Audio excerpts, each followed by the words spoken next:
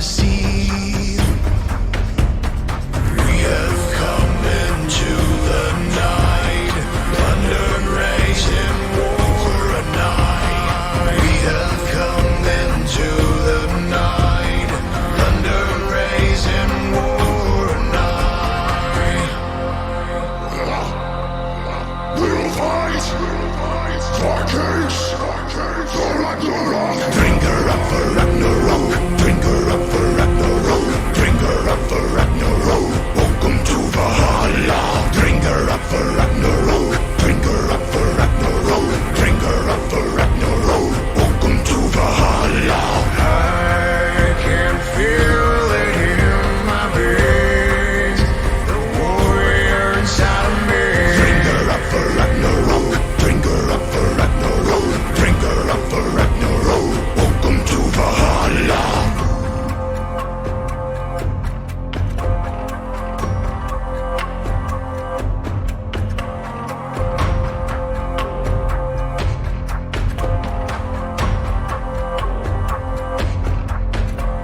The sounds of arms, fierce morality. The nightfall, the rain, and the silence leads.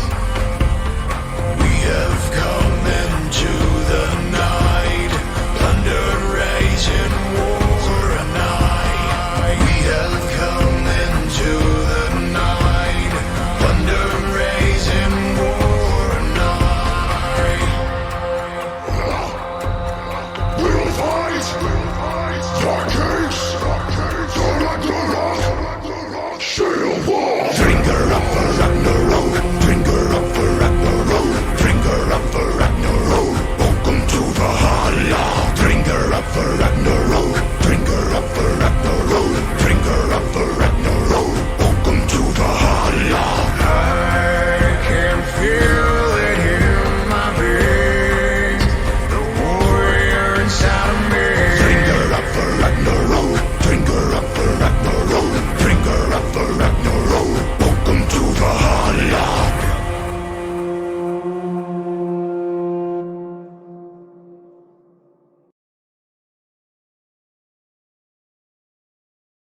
A new brick every 3 years when they're. Everybody to another series from Valhalla Esports Week 2.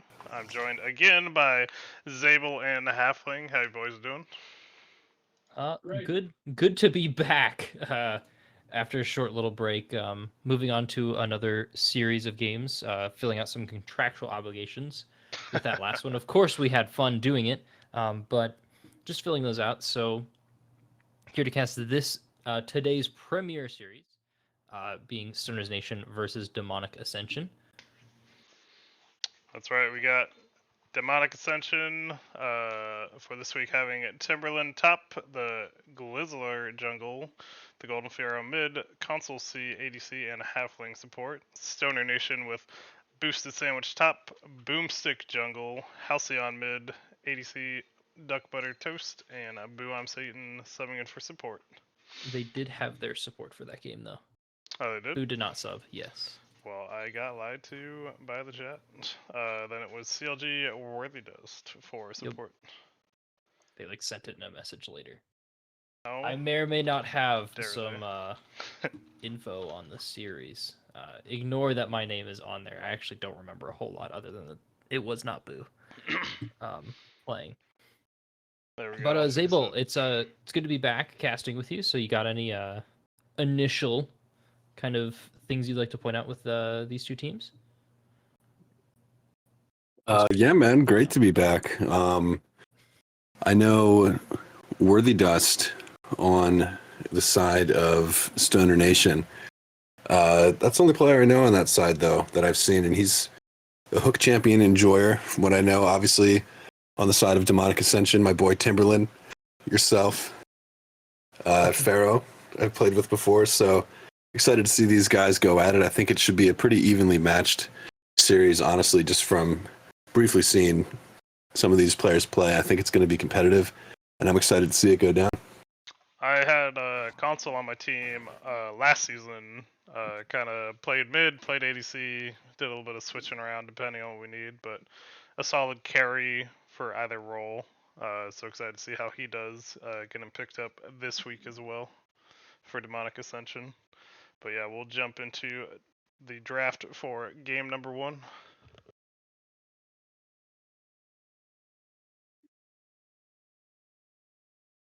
So, kind of some outlines that I have that we didn't go over is that Halcyon is a very, very good cannon. So you're going to see that banned virtually every week against him. So there's a little bit of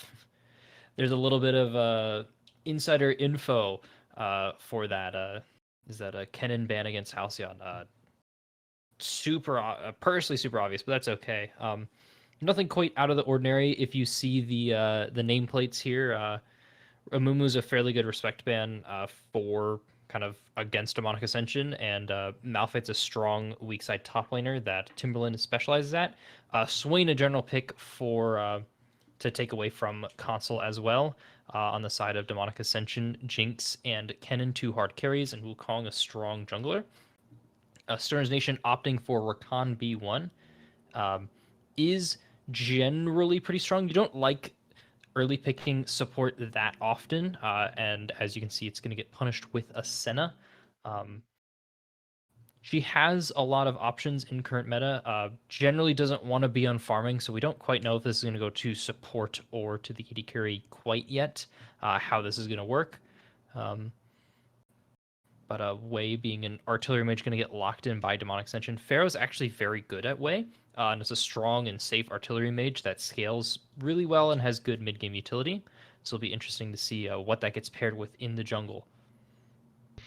Yeah, I know he spammed that champ a lot as soon as he came out during our last season, and he definitely got very comfortable on that Hui.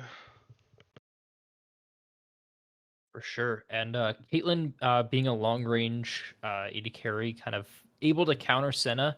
Senna requires 60 stacks in order to be able to comfortably play into Caitlyn. So the longer you're able to delay the Senna being able to trade into you, the better you get. For your AD carry in Volibear, it's really weird that this champion was left up in this draft because to me personally, Volibear is pick ban.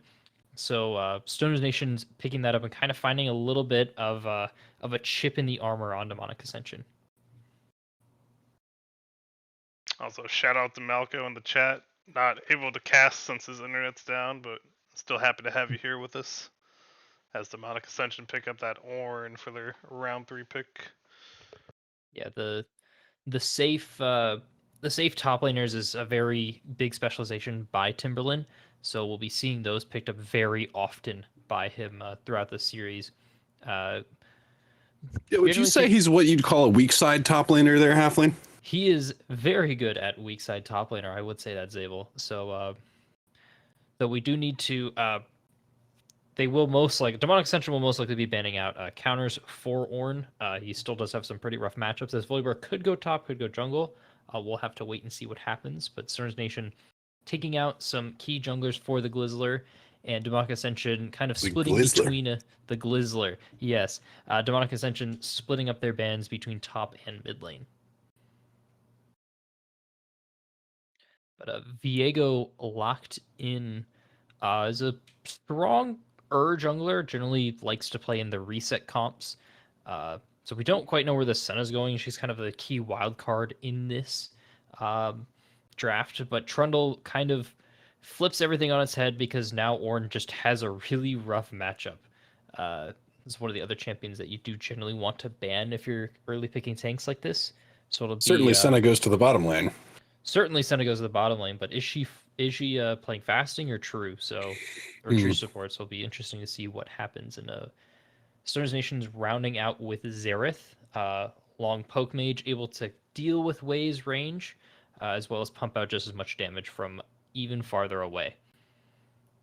Yeah, I mean, I don't know. I mean, with Demonic Ascension also grabbing a tank there, it just feels like having a poke mage on the side of Stoner's Nation really doesn't do that much for you. Like, what little poke you're going to actually be able to hit onto the Senna with her move speed and with her shielding and healing will just kind of mitigate that.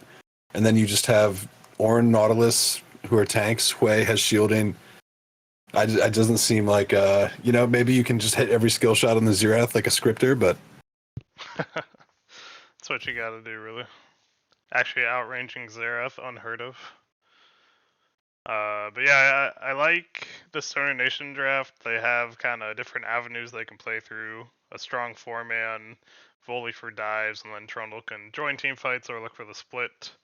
I feel like Demonic Ascension's a little hard stuck in the we want a 5-man whenever you're trying to split against Trundle, unless maybe Hui's big enough.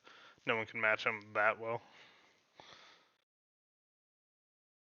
It's kind of all really reliant on mid-game team fighting for both of these comps. Stoner's Nation has the winning bot lane, so it's just going to a lot of plays are going to be happening around there. So it's going to be, how does Stoner's Nation transition this winning bot lane into a map advantage? Because ideally, you're going to be having a very even mid jungle 2v2 and a losing top on the side of Demonic Ascension. So it's, how can we move this Rakan around the map to be able to make these plays? Yeah, that Rakan's what I'm looking at. But the counterpart, honestly, on Demonic Ascension, that Nautilus too, such an effective roamer. And I honestly just really like what Demonic Ascension have crafted for themselves here with that Hui pick, especially rounding the composition out. I know it was picked earlier on, but Pharaoh being proficient on that is just so huge for his team. Being able to pilot that champion and offer so much to his team with a single target, along with the Senna Nautilus with that combo, is so easy to get those Viego resets, and then you get really online with that team fight. Yeah, for sure. But we'll have to see how it plays out as I'll jump us into game number 1. And we'll have to see what happens. He has the power. Up. Absolutely no. Here we go. Let's see if the Glizzler can get it done on the Rift. Timberland leading the charge here for the side of Demonic Ascension. Gonna see if they're able to ascend in this series as they 5-stack into this bush. No level 1 shenaniganery happening here, though. No inting early on happening. These guys are disciplined. These guys are serious. They're here to play today as they dance in the bush. Both looking for the invade. Demonic Ascension trying to find a jungler straggling around getting the wards, and Stoner's Nation staying in that tri-brush, expecting the 5-man, and they do honestly win it early. The Rakan having the ability to land knock up on everyone versus Nautilus's one single hook, so would have been detrimental if Demonic Ascension checked down there.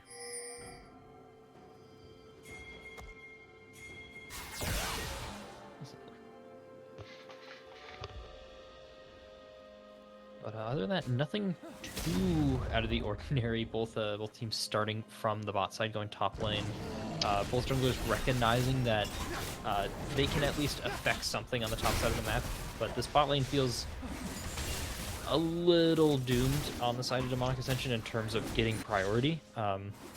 Generally, your fasting Senna shouldn't be getting priority, especially against Caitlyn. So it'll be a kind of. I love that they're just slapping each other already at the top lane. And Halfblade, something I want to track here in this game is these jungle paths. I really want to watch Glizzler and Boomstick this game on this Volibear and Viego, 2 skirmishing champions that could really make a lot of stuff happen. They're pathing the same way on the map, both making their way to that 3rd camp. So let's watch where they meet in the top lane and see if we get any skirmishes. I'm sure we'll have some fighting before that, as Timberland actually gets a pretty good trade there. Yeah, it's not bad doing the auto trades as the Ornn, especially once you get your W. Ooh. Big smack. You're getting the grass procs, and as long as you go and hit for the grasp and walk away, you don't let Trundle hurt you too much. He doesn't want to lose too much HP, but also you got to pay attention to Ornn's mana, because he does have some fairly high mana costs. He's usually spending it in those keep waves just as pushed. Excuse me, but Demonic Ascension jungle with the Glizzler. Yeah, Trundle does hitting that have 3 though, first and gonna end up going in, but Timberland gonna hit 3 as well, and has that pillar down to get the knockup, does get that, and the Brittle Proc gets the auto attack, first blood, Timberland taking him out, the solo bolo for Timbo in the top lane, Viego on the top side of the map as well, didn't even need to get involved, went for the invading, gets the smite steal, the Glizzler laying it down, probably wins this fight on the volley bear, but not if he gets hit by the shield. Oh, and the volley bear gets the shield and the extra damage, the red buff auto is gonna slow him, gets the flash afterwards. You have to think Glizzler maybe can flash a little earlier there, but now a fight in the mid lane as well. Pharaoh putting down some good damage, getting a shield down, getting some autos as well, but should be able to make it out. Timberland as well, running away on the top side, should be able to make it out as well, and saves the flash. Timbo slice up in the top lane, throwing those hands and getting that first blood. You love to see it, honestly. Timberland able to find the single kill, the single dingle in the top lane on the Trundle in a very odd matchup, but Glizzler looking for an invade, found the blue buff on the invade, but wasn't able to get out in time to save himself, so little disappointing on the side of Demonic Ascension, but they still found a lot. You're going to be able to stop this back. Ooh, and the Close. blade just gonna barely miss there from Glizzler. Probably wouldn't have been the kill anyway, only his level 3 with that rank 1 on that Q, but a good look. Gonna pressure out Halcyon, looking for the recall anyway. Timbo pressuring in that top lane, gets a nice shove here on the wave, and can maybe look to get a roam off and look for this objective, but gonna get flanked here by Boomstick. Gonna get everything procced on him. Does have that flash, but flash is a little, honestly, not far enough, but maybe actually gets out. The red buff slows are doing a lot, but I don't think they have cooldowns. They just don't have enough, and now we're in the bot lane. Double knock up by Rick Khan. Odd to 2 of them, as Halfling gonna walk it out there on this Nautilus. The urge to say knock up onto 2. Actively resisted it. Actively resisting it, but And there's not even a police officer volley bear skin in the game, so honestly probably didn't have to do too much of that, but objectives spawning here now. Mid lane getting kind of chunked out. We'll see either of these teams opt to set up and what they opt to set up for. so looks like the Viego gang not quite enough. Namas not able to find the pick needed onto the enemy bot lane. Looks Oh, like Pharaoh's just so oppressive in the mid lane with his Hwei, by the way, just landing every single spell. Just looking like the new and improved version of Xerath, as the hook's gonna actually land in the bot lane, gonna force that flash out from Duck Butter Toast, and the Rakan able to get out so much distance as well. The Nautilus ultimate onto that champion, not gonna find a lot of value, or not an ultimate rather, but CC. it's like an ultimate. Yeah, it's like an ultimate. I mean, he has to burn everything. All summoners down, except for that ghost on the blue side bot lane, as their jungler will take the Void Grubs. Timbo gonna walk by and be saddened as the grubs have already passed away. He does Gonna get make to his way to collect all top lane. 3, which is a nice start. If they get 2 more, they get those grubby spawns. Oh yeah. The cross map action going on in the meantime, Timbo. Yeah, Timbo fighting, but his team on the dragon, Glizzle are gonna secure that one, guzzling that dragon down, Cloud Drake taken down. You're gonna really like that one for the side of the Senna, Viego. Honestly, even the Hwei has moved beating their kit already, can augment that with the Cloud. Timberland gonna take some creep damage here. Gonna have to back up. It's a lot of ranged minions to take a fight there, but boosted sandwich gonna reset on that 6. Yeah, it's one spot where it boosted. I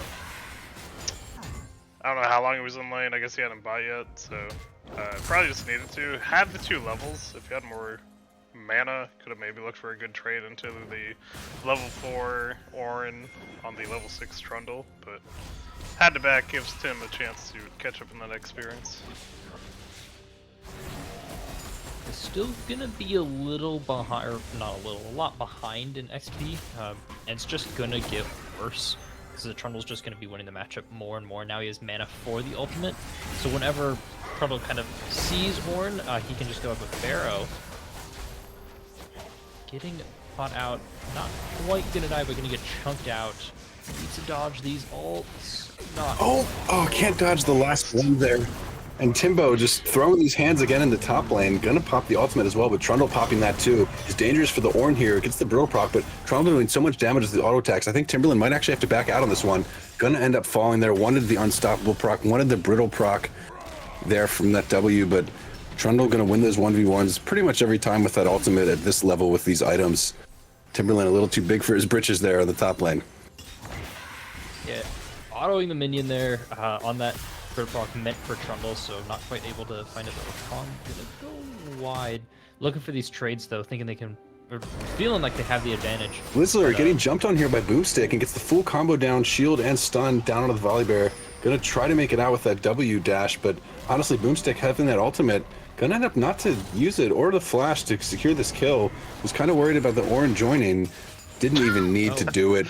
Pops him with the shield and walks away. Volley Bear, cool as a cucumber, gonna walk back to his blue side and looking very clean for the side of Boomstick. Did Boomstick forget to level his ult? It doesn't look like it's on cooldown. It just looks like he doesn't have it yet. I think wait, we can check. We have the technology. You can click on the champion. Oh my god, he didn't. So we see why he didn't ult there. He leveled the shield ability, so it would do more damage to actually get the kill there. Just a complete Giga Chad. I'll note I fat fingered and evolved you. Definitely not a fat finger. Trust. He just knew that he had it. He didn't need the ult. A little bit of a big brain move there. No one will need it. Timbo though. Yeah, and following up this top lane again, gonna burn the flash this time. Timmy has his as well. You'd think he would have used it a little bit sooner here to make it out. Gonna end up falling there, opting to not burn that one. Maybe figured he was gonna die anyway, but doesn't want to just get camped again. Yeah, I think has the teleport on spawn. Okay. 5 seconds. That's tragic. Good timers. Yeah, good timers by the side of Stoner's Nation there, and they're playing this mid game or this early game super well. They're punishing this bad matchup with the Trundle. They're not necessarily moving Rakan as much as I'd like, but that's completely okay because this Volibear and this Trundle are just running the top side of the map. Here comes the death. Yep, and that's just gonna be about it. Diego finding the kill there. Half lane gets 6, ults the solo Caitlyn. Not much you can do there once you're knocked up. The lone AD carry experience in 2024 is definitely a place to be. With Timbo getting caught out once again, not just going auto for auto, ban for ban with the Trundle is never a great idea. You can see exactly why, but that one ult's gonna knock yeah, a good up. trade back. A nice knock-up follow, and the Brittle proc actually finds the damage there. Timberland with the shutdown. Finding the solo bolo yet again. I was about to say he's throwing hands in the early game, but can't quite throw them now again. But does find the kill, but I think he's quite outmatched here. Gets that flash and unstoppable. Not sure what he was stopping there with that one at that point, but does end up going down anyway, probably to Boomstick, the giant bear here in the top lane. 3-0. A monumental force on his team. Gonna be resetting on the map, and you have to think it's gonna look for a dragon angle for the blue side. Yeah, got this. What's up?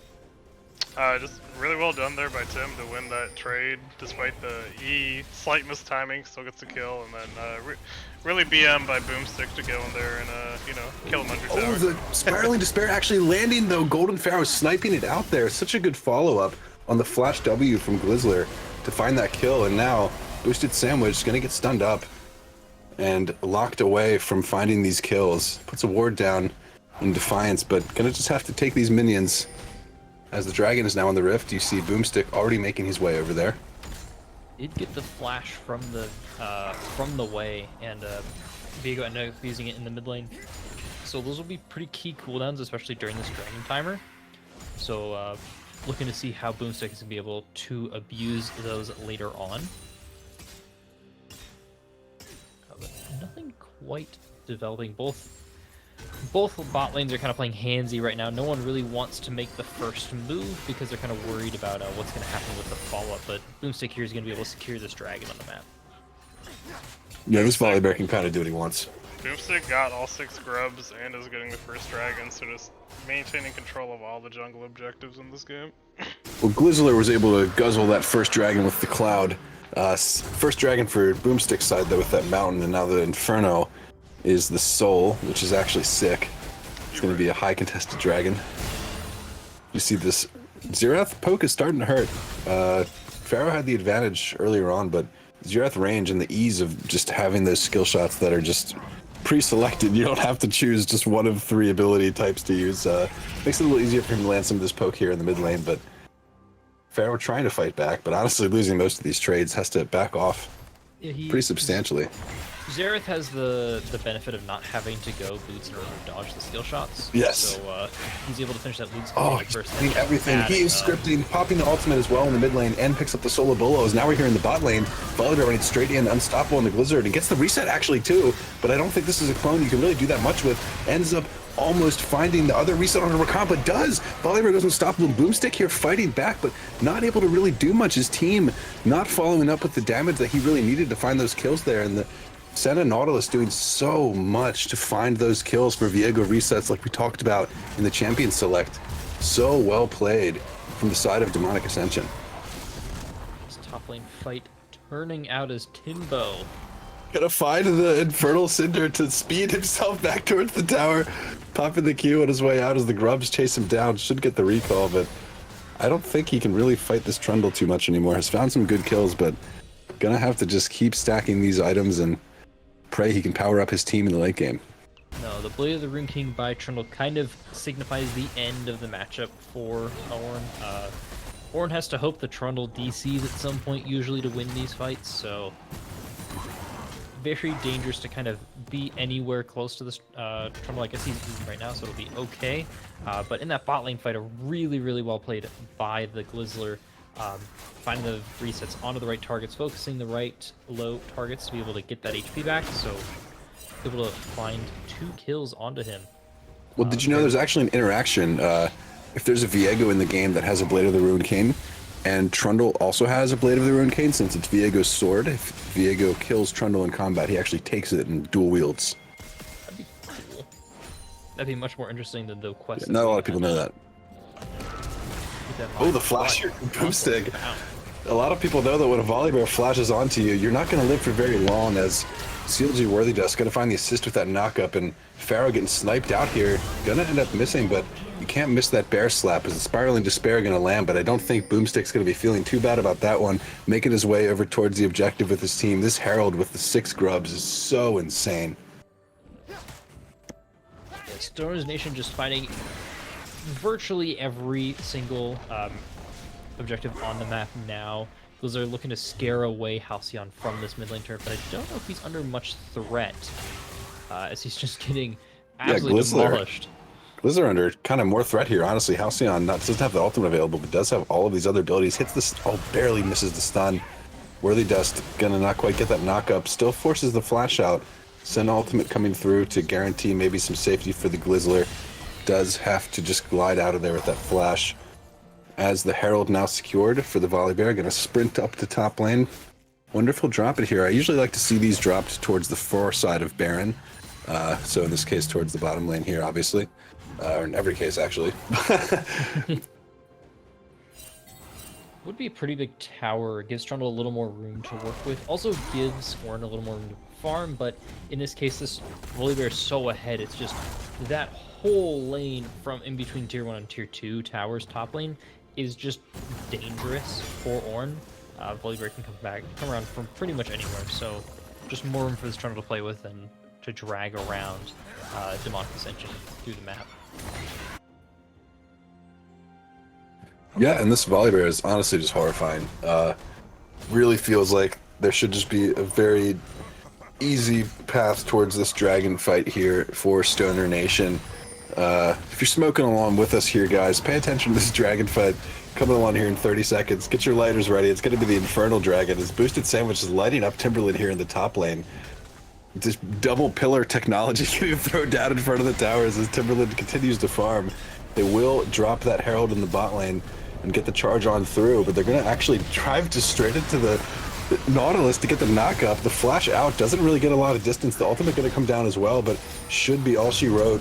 Duck Butter Toast picking up that kill as well, and it's exactly where he wanted to go. His boosted sandwich now in the 2v1 in the top lane ends up taking down Timberland and gets the auto attacks off at the low health with Trundle. It's so easy against those melee champions to take those kills, and the double found as his team pushes on the bot side. You should not be able to do this in League of Legends, but they're playing on both sides of the map and winning. Yeah, as I said in the last series, they're digging their hand in the cookie jar, but they are not stuck. And they had the 3 HP Herald to come through with the charge at the end. Comes out of nowhere with the steel chair to get this last takedown of the tower. Grubs everywhere, exploded all over the rift. Boomstick making a statement in this game. All 3 bot lane towers gone at 17 minutes. Completely destroyed. The bot lane's been blown up. The map is entirely open for the And they're doing the Nation. Fnatic death push as well. Honestly, at this point of the game is where you type the jungle gap, get them a little tilted, they come check the jungle, you get the pick, but looks like they're getting a little impatient here. Opt to just go for the dragon. It is up, just take it. Take what you can get, reset. Very clean game here from Stoner Nation. No hazy gameplay here today, very crisp. Boomstick just wants everyone to know he is a bear. Is a bear. Is he the biggest bear? He might be. Might be the biggest bear. But Sora's Nation just running macro right now. They're using this Volibear and this just insane amount of damage this champion can output in the team fights in these 4v4s, and even this Trundle on the side lane in the 1v1 is just a monster as well, and cannot be stopped in 2v2, and we just had that proved to us in that double dip we saw by Sora's Nation, this Trundle finding the 1v2 angle onto the Ornn and the Viego. A little disappointing to not see the ultimate coming out sooner by Timberland onto the Trundle, but it's a-okay if you're Stoner's Nation, as you're just watching this lane deteriorate. Oh, Timberland using Trundle's pillar against him, but honestly, gonna have to take a lot more than that, as he has members with him now. Hook gonna go wide there, but ultimate nod for the Nautilus, rooted up. Boosted Sandwich is doing so much damage though. Timberland taking so much, but able to be tanky enough and survive there. All the armor he's purchased for himself coming in clutch, and his team coming to support him. But now down the mid lane, this Caitlyn looking to deal damage, but not much of a wave to speak of, so gonna have to back this one off. There's a really good Nautilus hook angle here. He doesn't have flash, so it's going to be hard. Oh, Rakan just making it out. Skin of his teeth. That Ornn was just being evaporated by the Trundle. Yeah, that was horrifying to see. Just the blender of a Trundle pillar smashing the Ornn. As constant. Glizzler going to have to try to run away here. This bear is very scare, but going to get poked away there. It's honestly, if Senna can land that root on the Volibear consistently, it's really hard for him to run forward. Same with Hui. The fear is really strong against the Volibear. We'll see if we can see those used effectively in some of these upcoming fights. Those small mechanical plays you can make to really kind of screw over a champion like Volibear. He's just going to go unstoppable and go straight in. He doesn't care about any of this crowd control. He's straight in the middle of the fight. Sproutly and Despair are going to do so much damage on this kind of corridor. Zerat's going to open up on the back end. Glizzler going to be dodging away, but can't dodge the Caitlyn ultimate. That is a headshot. Duck Butter Toast taking him down. Wasn't able to block with his teammate there in time. As now Stoner Nation gonna look towards the Baron after having shoved that mid lane. Boomstick a little low, but should be able to heal up well enough on this Volibear. Worthy Dust gonna make sure there's no chance of any shenanigans. Blast cutting into the pit. Jungler's dead anyway. Glizzler can't guzzle this one away, and Stoner Nation should be able to take this Baron. And it's looking like should be a pretty easy game for them, as Nautilus gonna go wide. There's actually a contest coming in here from Demonic Ascension, but I don't think that there's really enough in the tank here to actually contest, and they wisely walk away. Boosted Sandwich making sure of that. Probably was trying to find a little bit of a pick with the pillar in that jungle there. It just sweetens the deal for Stoner's Nation here. They got the Baron. They're going to have it during or just before the Infernal Dragon spawns once again. Timberland in the bot lane just trying to even things out, but this Trundle is just hunting for blood.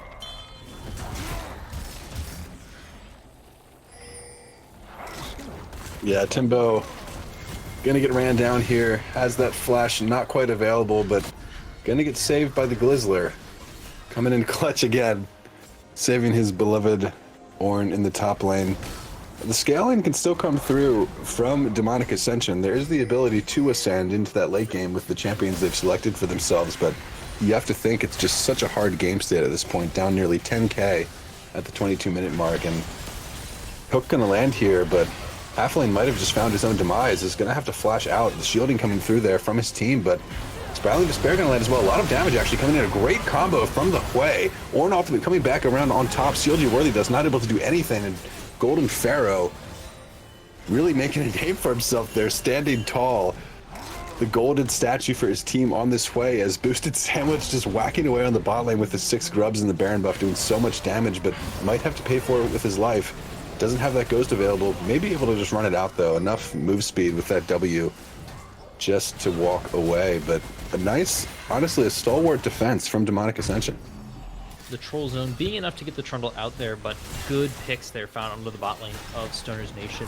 Their Demonic Ascension trying to claw their way back into this game and build up just a little bit of a gold, kind of recover some of this gold advantage. But that Stoner's Nation has occurred, but still, it feels like every option is wrong if you're Stoner's Nation, or not Stoner's Nation, if you're Demonic Ascension here. You hook someone, you just lose all your HP, and this Nautilus is just in no man's land. Oh, Nautilus, actually a great hook to buffer. Get out there away from the Volley Bear. Auto attack stun is now he will get a red buff in reward with that global red buff. Love that addition, by the way. No more getting griefed as a jungler with your team taking your buff. Now everybody gets it. As Volley Bear making his way towards that dragon, putting his team on soul points down there on the minimap, as we see here in the top side. Boosted Sandwich and Pharaoh trading blows. Not much going to come of this, but soul point now picked up for Stoner Nation. They're sparking their J. They're on 2 out of the 3 Infernal Dragons they need for this oh so powerful soul. And they could probably end it before they even need it, but maybe that's what they're going to look to do as the route goes wide. Volley, they're going to look to go in now, but doesn't quite feel confident tower diving. Going to opt to go for the tower instead and maybe look for a reset. That Baron buff just wearing off. Baron buff just wearing off, but look at these wave states. Everything is crashing right now in this moment for Stoner's Nation. So they just they're sending it. They are shooting their long-range artillery. They're softening them up to get in there and dive with the Volley Bear. I love the way they're playing this, pushing the tower down now. It's so easy with that Trundle in the top lane, buying so much pressure. The wave clear from the side of Golden Pharaoh and Demonic Ascension is strong now with no Baron buff existing for the side of Stoner Nation. Might have to back this one off. The Caitlyn traps are good and annoying, but those minions aren't surviving. You can't hit the tower. They do have the ability to turn it off. They just need to be able to commit to it completely. They got this Trundle moving around the map, Senna coming off the base, but Trundle going in. Yeah, they just went straight for it now. They opted to just push, strong arm their way into the base. They say, we have all the buffs, we have the stronger champions, we have the gold, we're going to slap you with our wallets, and they might even look to end the game here. They're kind of posturing. They do have the health bars kind of chunked, and Volley Bear just going to dive straight in onto the Hui, who falls almost immediately. The turret goes down as well, as the rest of the team now onto the backside. Worthy Dust going to end up falling on the back end to the Glizzler, who gets the reset on the Rakan clone, actually, and this could be a pretty big turn. You see Nautilus going through, it's still alive, so tanky, and the triple kill for the Viego ends up popping off there, as the front line from Demonic Ascension just a little bit too tanky there. And they just eked out the win. They only lost the Golden Pharaoh there in that fight. Way able to pump out just enough damage. They're not finding the ults, but it's okay. Demonic Ascension still fighting the fight, but just the base in shambles. Now you have no options, nowhere to go. You're stuck in their wave clearing with It's a all sad Ornn hammering away on the super minions in the bot lane. Just a good synopsis of the situation right now. This is a very bit of an overforce from Stoner Nation. Maybe they were hitting the blunt a little too hard on that one, but it's still such a good game state for them. Still up by almost 10k. It's only about 8k now, but still very strong. But can't make too many more mistakes like that because, you know, we mentioned Demonic Ascension does ascend into that late game with those champions they have selected for themselves. Doomstick just heard the calls for the dive and said, I'm sending it. I'm sending it. It's about what it looked like as Volley turning off both those towers. But Stoner's Nation just looking to re-up there, grabbing everything on the map as it is theirs, but Glizzler getting caught out. Glizzler cannot win this fight. You do not beat this Trundle at this point of the game. If your Ornn cannot stand toe-to-toe with Boosted Sandwich, he is going to turn you into his sandwich and make you look boosted. Glizzler falling down, getting guzzled like a Glizzler himself in the bottom jungle there. And that just might be enough to have his team fall here as Stoner Nation looks to push in. The base already in shambles for the side of Demonic Ascension. Spiraling Despair onto Rakan only. Ends up going back in. Now onto the Nexus found. Demonic Ascension fighting back. but the rest of the team onto that last turret there on the Nexus. Should be on the Nexus too, but no, the hook lands actually onto Halcyon by half lane. Does so much damage there, but Volibear just on the back end hitting the Nexus. It doesn't even matter. The game's going to end, but it did look pretty cool as Boomstick will make a statement here. 7-1 on this massive bear in this game. No, this Volibear put in work, and a silent performer there by Halcyon. They're pumping out so much damage by the Xerath, but the kills on the map split pretty evenly across between top lane and bot lane. They're having a little bit of a lower KP, but Xerath being a very silent performer and pumping damage, and Boomstick there, just absolute phenomenal performance in this game one.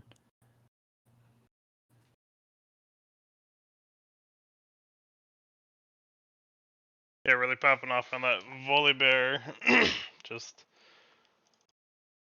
getting that early lead and running with it.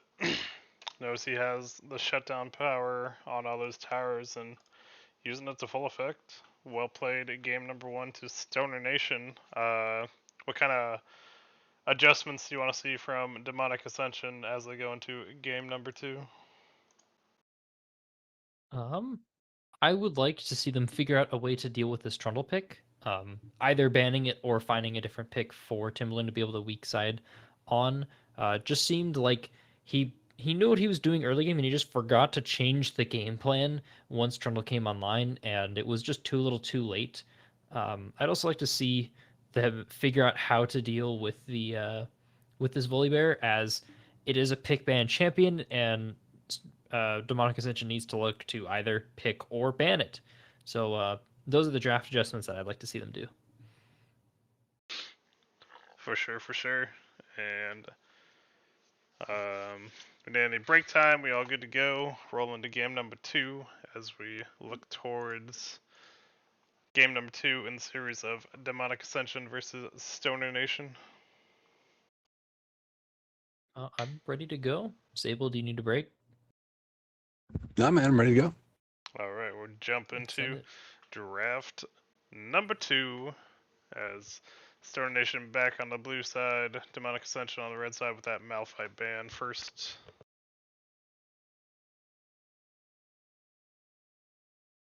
Yeah, nothing changed. I don't know if like any other bans should change. Personally, I don't think like any of these first round bans are going to change too much from these teams, but look into these second round adjustments. Yeah, honestly, I just really liked the way that Stoner's Nation played their early jungle pathing. So I really appreciate the Volibear ban coming down there for the side of Demonic Ascension. I wonder if they'll just pick up a strong jungler here for Stoner's Nation early. That Jax is a really good jungle pick right now. Could also be top lane. Yeah, the flex picks are very strong right now for Jax, and has good performance into tanks, which is what kind of I imagine Stoner's Nation is thinking right now. They're looking to kind of abuse the tanks that Demonic Ascension seems to favor a little bit. So good pickup at Alistar. Being an early pickup, a little risky, but still good, strong engage, strong peel, strong tank in the front line, and able to kind of get the Jax out. So not a bad response by Demonic Ascension.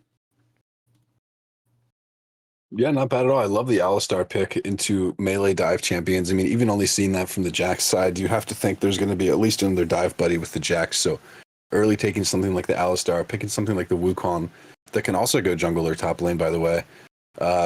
Really good response picks from the side of Demonic Ascension, and you're going to have to see what Stoner's Nation opts to round out with here.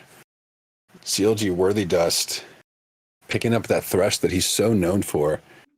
Those hook champions, always deadly, finding those. Pretty tough to play into Alistar. As the Thresh, you're really going to be not looking for either of the two champions that you see on the map right now with your hooks, but the Ashe coming through is a pretty decent pairing, a nice, safe, and utility-heavy bot lane. Really looking to enable this Jax to carry. Yeah, Thresh does have the matchup, the lane matchup into Alistar with the Flay. If he's able to land that, of course, put himself in a good position to block for his Ashe. Ashe pretty much the best AD carry on the patch. I'd put her just behind Kai'Sa. That passive auto just doing so much damage, but Jin locked in.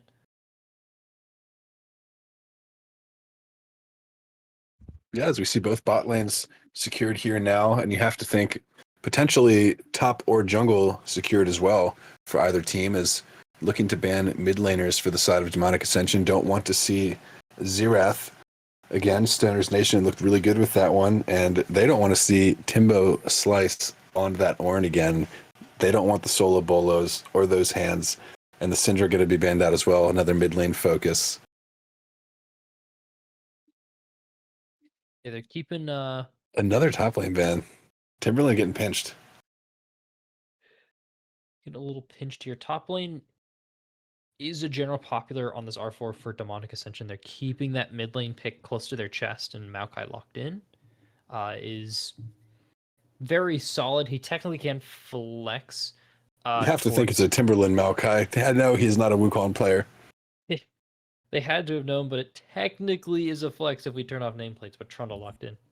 Yeah, Trundle going to be taken again here for the side of Stoner's Nation. Such a strong champion, almost guaranteeing that Jack's going to be seen in the jungle as we expected. And Trundle now again into another melee champion in the top lane. But Maokai, a pretty decent matchup if you end up taking that phase rush, can kind of just queue backwards on the Trundle when he pillars and pretty much be safe from any sort of 1v1 shenanigans, as the Lux here. Blind for the mid lane, generally pretty safe.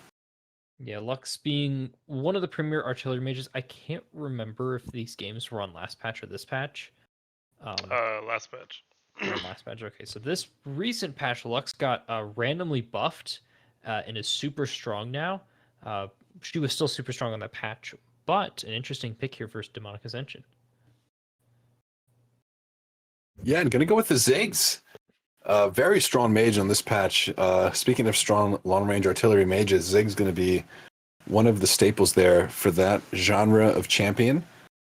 Going to come through here with a nice front line from Demonic Ascension and a really good ability to both engage, disengage, and deal damage from long range with very, very limited to almost zero snap engage from the side of Stoner's Nation. I'm feeling pretty good about Demonic Ascension in this series, in this game. Yeah, I am a little obviously a fan of their comp. Still a little biased, but it's a-okay. I still actually prefer Stoner's Nation's draft over Demonic Ascension, while they lack the snap engage that a lot of comps generally favor in these past couple of years. Jax is a very strong jungler. Thresh Ash have a good lane, and Stoner's Nation is picked for lane and for priority, and what they're hopefully going to end up doing is being able to grab this priority and make plays around the map just like they did last game. And they've pretty much just changed their jungler, but most of their lane assignments and identities are very similar. So it's just the same game plan for Stoner's Nation. Get ahead, abuse that top lane melee matchup for the Trundle, and get your Jax moving around that map and get your Thresh moving around the map. Yeah, sounds like a solid game plan for the Stoner's Nation. We'll see if they can close it out here with a clean 2-0, or if Demonic Ascension fight back and give us a series and take us to that coveted third game here at Valhalla Esports. You've heard the bias. Halfling, fan of the Stoner's Nation draft. Me, a fan of Demonic Ascension draft. Just a Maokai enjoyer over here, obviously, and a Jin enjoyer, I guess. The drink and the champion. But I have not had a first or fourth shot. So there will be no drug casted for me tonight. You just gotta work on that, really. But yeah, I prefer being Maokai as opposed to Ornn into this Trundle, and then across the map, if you're hitting those Zig bombs, you'll feel pretty good. But we just gotta see how those lane matchups play out. That's all. Go ahead and get us loaded up for this game number 2, and see what happens as this series continues. Yeah, with Stoner's Nation draft being so lane heavy, in comparison to Demonic Ascension, they are kind of on a timer this game, though. They still scale really well and have options later, but that like 3-man dive or 3-man peel that's going to be coming from the side of Demonic Ascension will just become too much for them to deal with. So Stoner's Nation on a little bit of a timer, going for the same invade that we saw last game. Yeah, going for the invade. Worthy Dust leading the way. Already a ward prop down there in the bottom lane tri-bush by the side of Demonic Ascension. Going to spot that one out nice and quick. 2 wards dropped here on basically the same area from the side of Stoner Nation. As the third ward as well, this bot side is very, very seen, heard, and understood. But all of the team going to be here in the bush with full knowledge that Demonic Ascension is not there. Looking to hatch out a little bit of a straggler. Stoner Nation trying to find their advantage early once again. Doing a very similar thing to what we saw HYG do in their series against INT just earlier today. So not a bad decision by them by any means, and they're still going to be able to make it to these camps. But as we said last game, keep an eye on these junglers and their pathing. Yeah, absolutely. Going to see here both starting on this bot side as well. You're going to see if they path up towards that top side again and meet there. Last time, Timbo had the solo bolo before we even had an opportunity to witness the jungle showdown. Maybe this time we'll get a bit of a rumble there, as a little bit of rumblings in top lane with these melee champions always trading back and forth, but don't think we'll see as early of a solo kill with the likes of Maokai. Definitely not. He doesn't have as many options and as much kind of BS damage as the Warnbrook procs do. Both bot lanes are pushing for 2. Same thing with these top laners. Yeah, bot lane push for 2. Alistar looking for an angle here on that level up. Worthy Dust and Duck Butter Toast going to back it up there, as now we see the fight here in the top lane. Timberland taking that grasp crucially, so we'll be stacking this up against the Trundle, but it means that he has to just take a lot of these auto attacks and punish.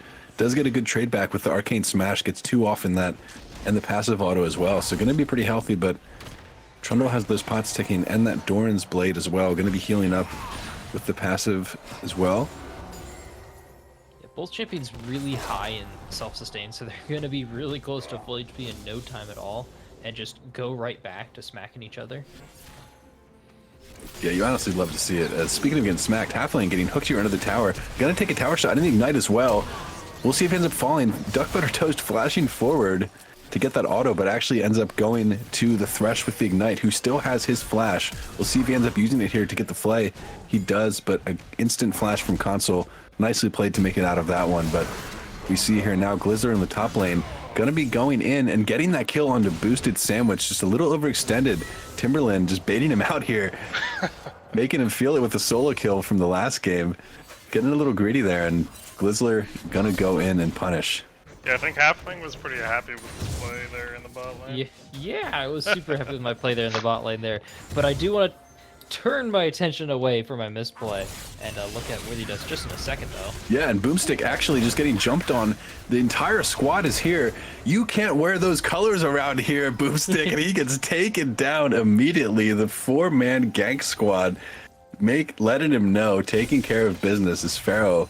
Gonna walk back to mid lane feeling pretty good about having this blue buff. Should be able to spam this out, and Halcyon being a little aggro here. There's 2 champions right. You can see both of the champions right there. You gotta play a little safer, but honestly, just about sending a message sometimes is Boosted Sandwich looking to send his own message in the top lane. Timberland might have to play a little safe here, not having that flash. Trundle does have the ability to run him down, but should be able to shove this wave into tower. Not gonna hit that knock up there, but I do want to turn back the clock a little bit and compliment Worthy Dust on that hook there found onto the Alistar. A very, very good hook and a very common one that you do see, and kind of just like a little lapse in judgment there.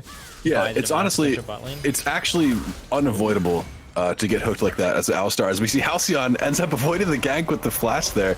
Yeah, nothing you could have done there to get that kill into Halcyon, just like Alistar couldn't have possibly avoided that hook. Just Timberland gonna end up going down here in the top lane. Maybe, does not get out. Boosted Sandwich, the last Q, gonna chomp Timberland there. Maybe some splinters in the mouth for the Trundle, but I think trolls have pretty good digestive systems, so I don't think he would be really concerned about that.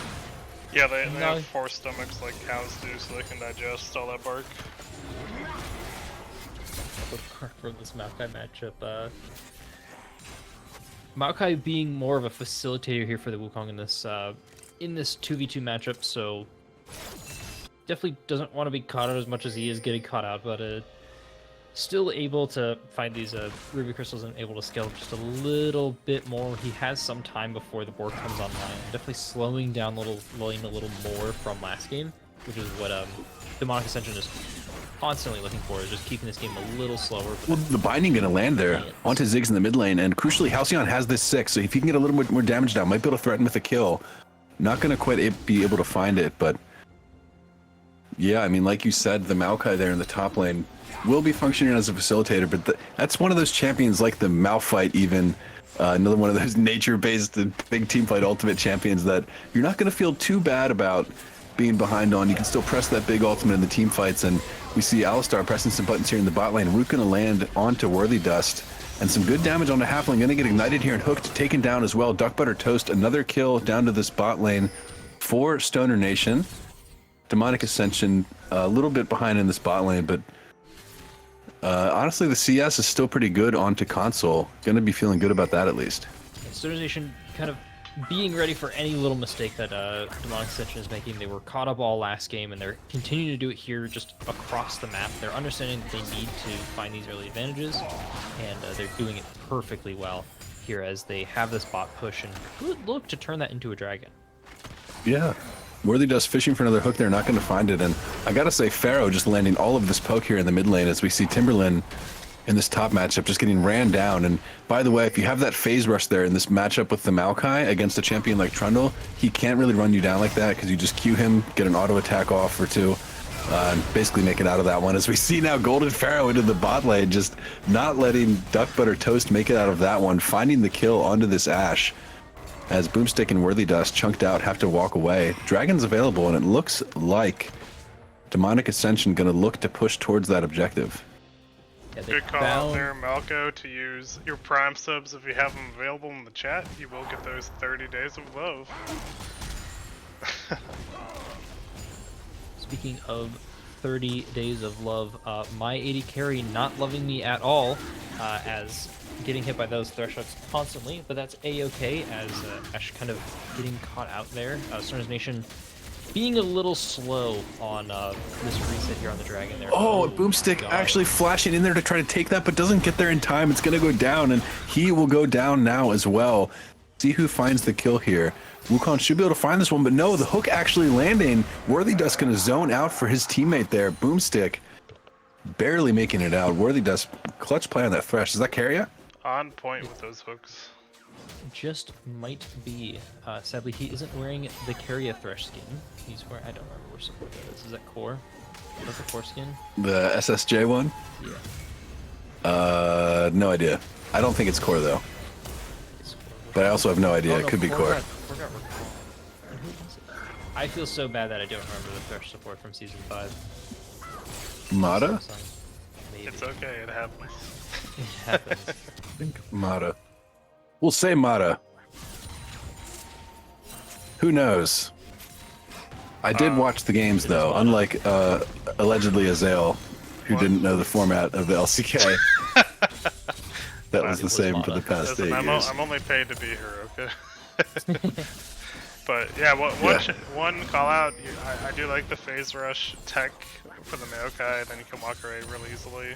Also, if he just holds Q, knowing if Trundle ever engages, if you save your Q, you can WQ and walk away and get a lot. But did you consider that then you're not dealing damage to the Trundle with the Maokai Q? Timberland, I did, he wants the. but then I remembered that Trundle heals anyways.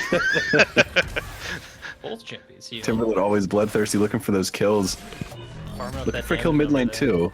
Ziggs not having Timberland a flash catching the there. Ashe ult. Yeah, just supreme tanking teammate, even tanking the Ashe ultimate for the Ziggs, you know. For the map.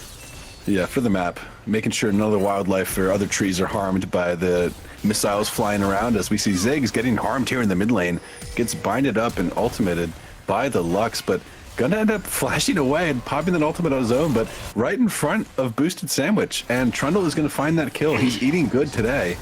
Duck Butter Toast flashing forward to find these auto attacks on to Console, who ends up flashing out himself. Has that fourth shot ready to go, but ends up popping it at move speed. Gonna be getting him out. Gonna open the ult, but I don't think you're gonna really find much here. Maybe the wave clear, as we see mid lane now, half lane going on to Halcyon, who doesn't have the flash available. Binding gonna go wide. and going to walk it off there. As Console maybe thinking he can farm up under the tower, has the refillable, maybe he can get some of the CS. Is now Glizzler in the mid lane, has that ultimate. Halcyon, no flash, should just be a free kill here under the Wukong, as he does get taken down. Simultaneously, Jax taking the grubs. Yeah, the Stormization bot lane, they're feeling a little pressure. They're trying to find some counterplay, but they found this crossfire in top lane. Oh, and the stun just barely going to miss on the Timberland, who pops the ultimate in response. I don't think he needed that one, but, you know, it's about sending a message sometimes, like we always say, and Timberland going to let them know that he is not welcome to be dove at his tower. Yeah, if he could have W'd into the ult and kept him under tower, it's maybe a kill angle, but just being defensive, it's still a fine play, really. We play in absolutes, as some people do like to say. But still a 1k advantage here for Stormization. Not quite the lead that they had at this point in last game, but still a lead nonetheless. And this Trundle still has the majority of this gold for Stormization, so they are going to look to play through him once again. Still gonna need a little bit of help from his teammates here, but Lux finishing up the Loon's Companion again before Ziggs able to just have perma push and be able to make plays instead of this Jax.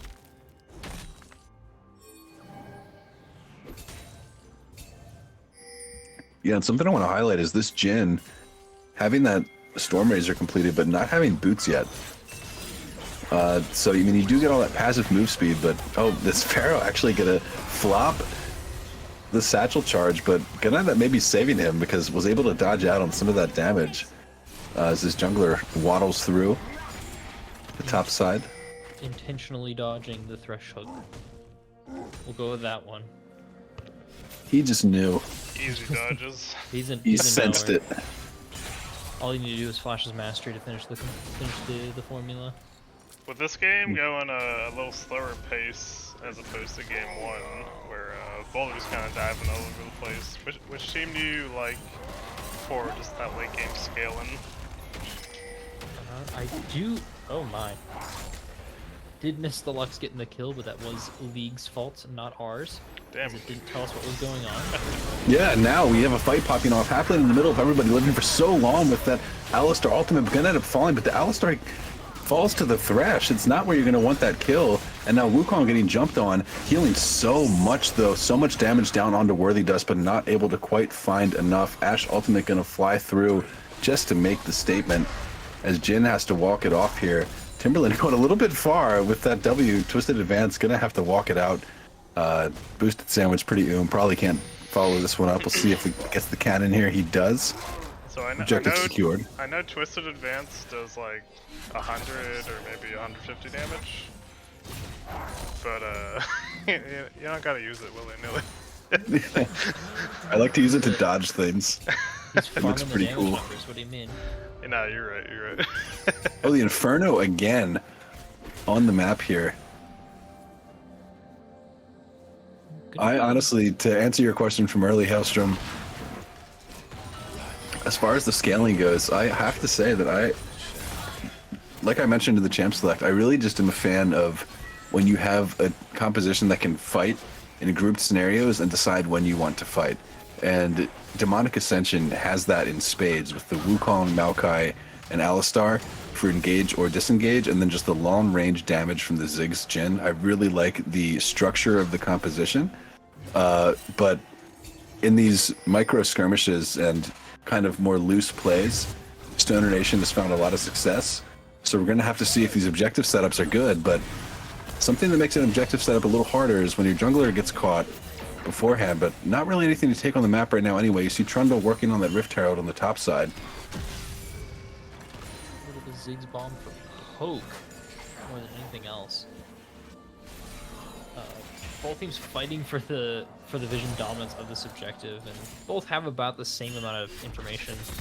So nothing lost or gained, but this 3K. Yeah, fighting for the invisible dragon while Trundle takes the very real Rift Herald in the top lane. Yeah. Timberland gonna walk in and see that happening, but Maokai's gonna just be a bit of a voyeur here as he watches them take it down. And now Jax jumping in a great arcane smash from Timberland to knock Jax away from the stun there, and a nice twisted advance sideways to get both, but I don't think it's going to matter. There's so much move speed and CC on the side of Stoner Nation here that they're going to have to pop that flash. And now with the Wukong joining, a great follow-up back on the back end to get the damage down. But no, Boomstick able to layer it down on to Golden Pharaoh, who tried to join there. Glizzler going to have to walk it out here over the Lux damage, tries to go back in, but just gets binded for his troubles, as now Halcyon picks up another kill. The Glizzler guzzled here yet again as Timberland flashes under the tower. Probably gonna have to leave this one, and Wisely does start to walk away.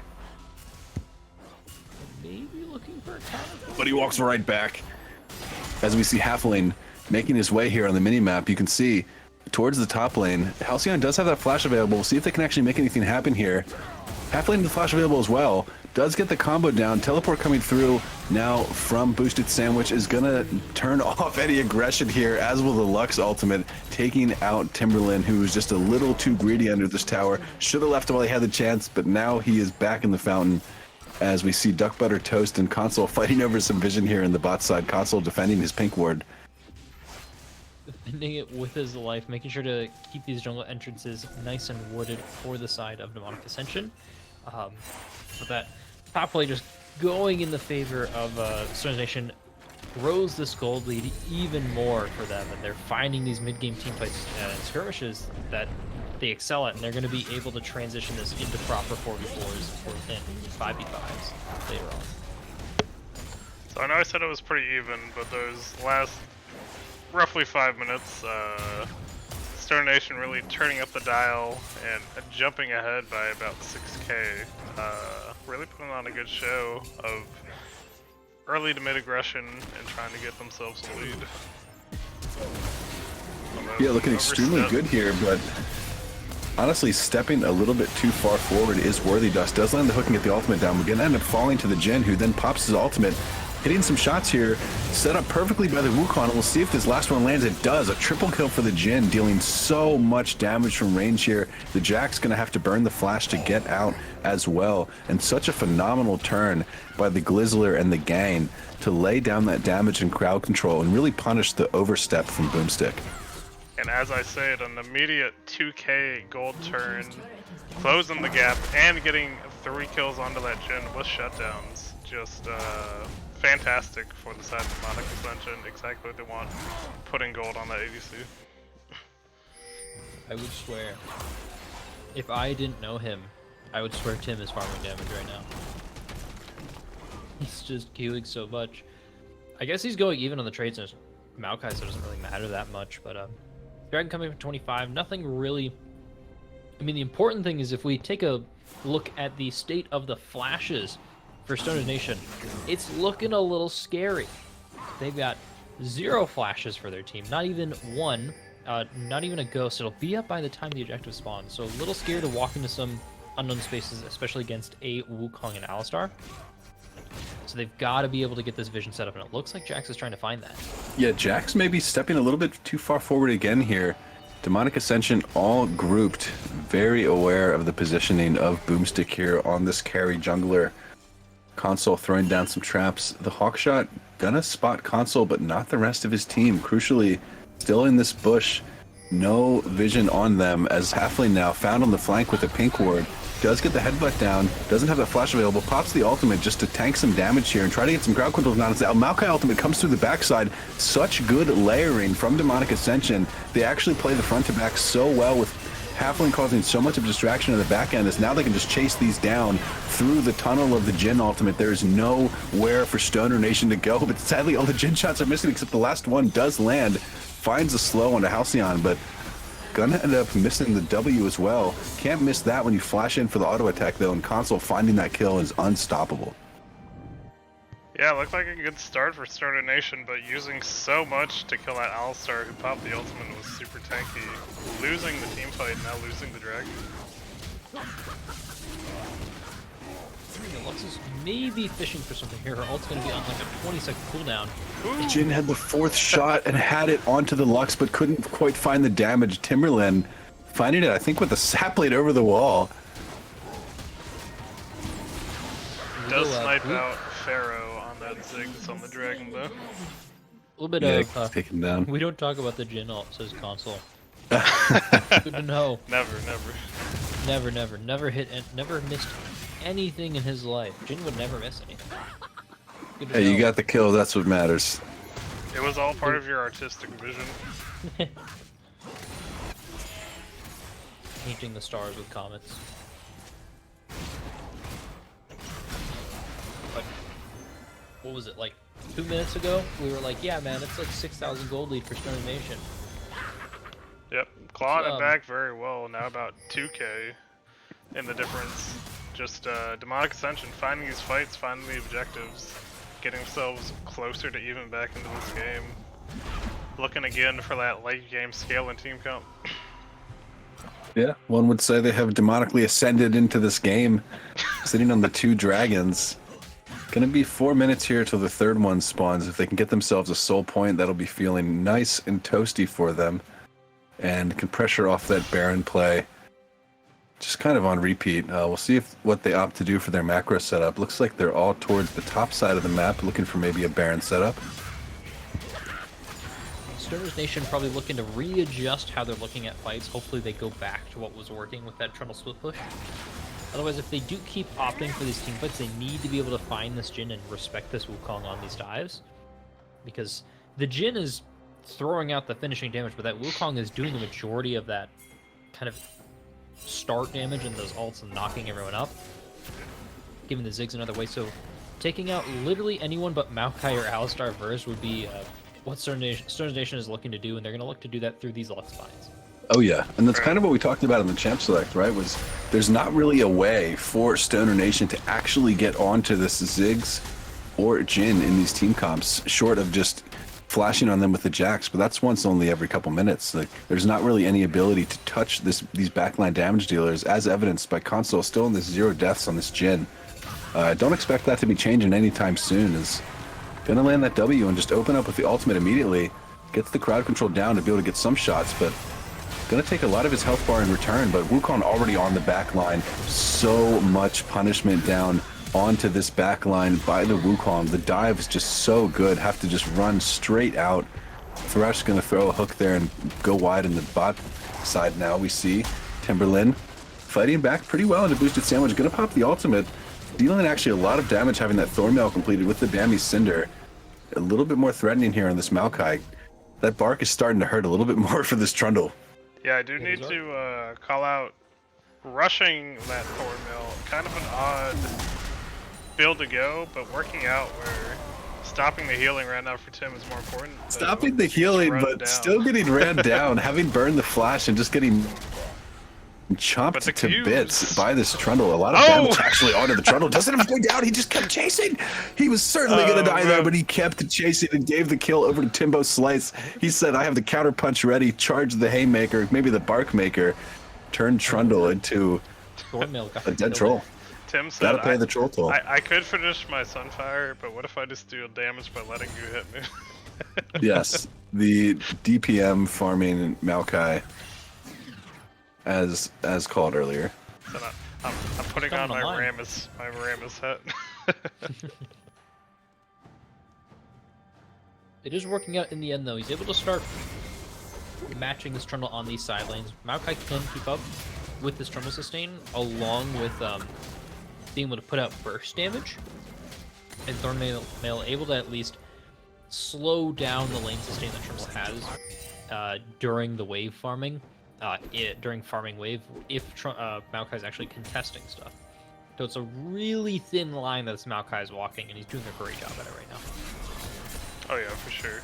I think if he played slightly more around his Q cooldown and like weaved in fighting versus walking away around that, it'd be a little easier, but definitely working out for him right now. Both teams are posturing for this dragon. Fighting, the vision fight begins once again. Kind of standard nowadays. This game kind of slowing down a lot more in Demonic Ascension's favor with these slower, less skirmish heavy fights now, and this comp's able to kind of come online and create a proper front to back.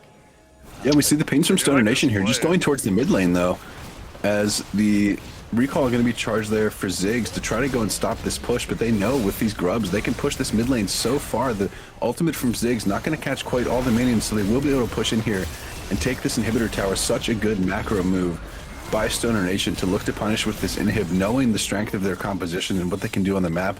They do give that soul point over though to Demonic Ascension, and you have to think, is that going to be worth it? Is Timberland now able to get in on the Maokai actually and knock Boomstick back into the team, and who does end up falling to the Ziggs damage? The Jhin ultimate pretty far away. I don't think we're going to be able to find a lot of these shots in the back end there, but Timberland still in the mix with Maokai. Gonna end up falling there as Halfling maybe going to fall himself as well. It does take a little bit longer with that ultimate ticking, but the turn back from Stoner Nation, pretty good. Console a little too far away to actually deal damage effectively in that fight, but coming on the back end now, maybe looking for something, but maybe a little too much. Did flash in. Oh, Worthy Dust with the flash to get back in over the Jhin root and the hook, but not able to quite get in and deal enough to take down Pharaoh or Console. Trundle, however, able to finish the job onto Pharaoh, but will fall himself to Console, sitting on 6-0 now on this Jhin, just massively strong. Yeah, this Jhin's massively strong, and that makes his damage all the more important.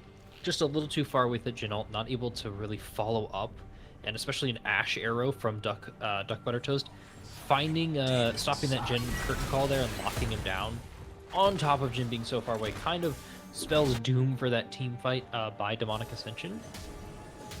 But Stoner's Nation over chasing a little bit and kind of getting a little overconfident on the two squishies there, as Bone Pharaoh and Console C were able to peel themselves off perfectly, or at least enough to be able to take down Boosted Sandwich on this jungle. Yeah, for sure. And also, as you said, they will very smart play saying, hey, we'll give up the soul point, but we're going to take 2 towers and hit mid for it. So really breaking this map open. If they play to the Trundle split push, I feel like they can avoid the 5v5 where Demonic Ascension is stronger and look to win through the pressure. So we'll have to see how they play it out. Yeah, I like it, but honestly, now you just get to kind of have either your Jhin or your Ziggs farm up these super minions in the mid lane. You're not under too much threat from a siege from Stoner Nation, so they got the inhibitor, but I really am curious to see if it actually means anything for them other than just more gold and XP to the side of Demonic Ascension, they're looking pretty hard to crack right now. Doesn't really look like there's a lot of ways for Stoner Nation to really penetrate that backline and kill Console, who now 6-0 in the Jhin, sitting on 3 items, is going to be doing so much damage, even to the Trundle, who has no armor, by the way, and the Jax, who also only has the Randuin's component there, the Warden's Mail. I just think this Jhin is going to be too much to handle. He's a little fed. Well, the best armor is killing the enemy team, then you don't take damage. Isn't the real armor just the friends we made along the way? They take the Baron yeah, board. true. I think the idea would be right now, you push mid a little bit, get those super minions to work for you, have Trundle bot as he is, so keeping Timberland busy, and then while someone has to clear mid lane, you could kind of set a vision around that Baron and try to find a time to take it. Timberland getting jumped on again here. A tale as old as time. The Maokai versus generic tank. Oh, Timberland, get the move speed! Oh, he's not picking up the cinders. I don't think he's going to make it out here. Does have to burn the flash there as the rest of the team now. Wukong getting stunned up. Golden Pharaoh going to drop his full combo before dying here. Boomstick going to be able to get on top of him, though. Oh, actually not going to find the kill. Does end up jumping back onto him with the Q, but needed to do so much extra time there as the rest of his team now going to end up being under a lot of threat, but not enough threat as we see Wukong and Pharaoh both fall right in front of the Baron, and that will be the objective straight over to Stoner Nation. Console looking to try to poke some damage down onto the Trundle. Gonna get dissuaded by the Lux ultimate, but gonna end up dodging away from that one and pop the ultimate of his own. Not gonna find too much here aside from the one shot onto the Trundle. Team gonna walk it out as Stoner Nation does peel off of that Baron, so maybe mission accomplished for Demonic Ascension. But right back onto it they go. Health bars are pretty low though. This is a little spooky. You have Timberland coming in. He has that teleport. We'll see if he ends up making the use of that to get in there. He does. Ultimate available for this Maokai. Low health bars on the side of Stoner Nation. Ultimate going to layer across. Jhin root going to land as well. They're still taking damage from the Baron, but the Lantern going to be good to actually pull out his teammate. Boomstick really low. Jungler for the side of Stoner Nation has to leave. This means the Baron can now maybe go to Demonic Ascension, who is still here. Halfling getting taken out by the Halcyon's ultimate. The Lux damage coming through there so big. And the Dragon spawn now. Glizzler had no intentions of going for this Baron. He is guzzling this dragon. He knows this is soul for his team. They get this dragon objective. This is so massive for them.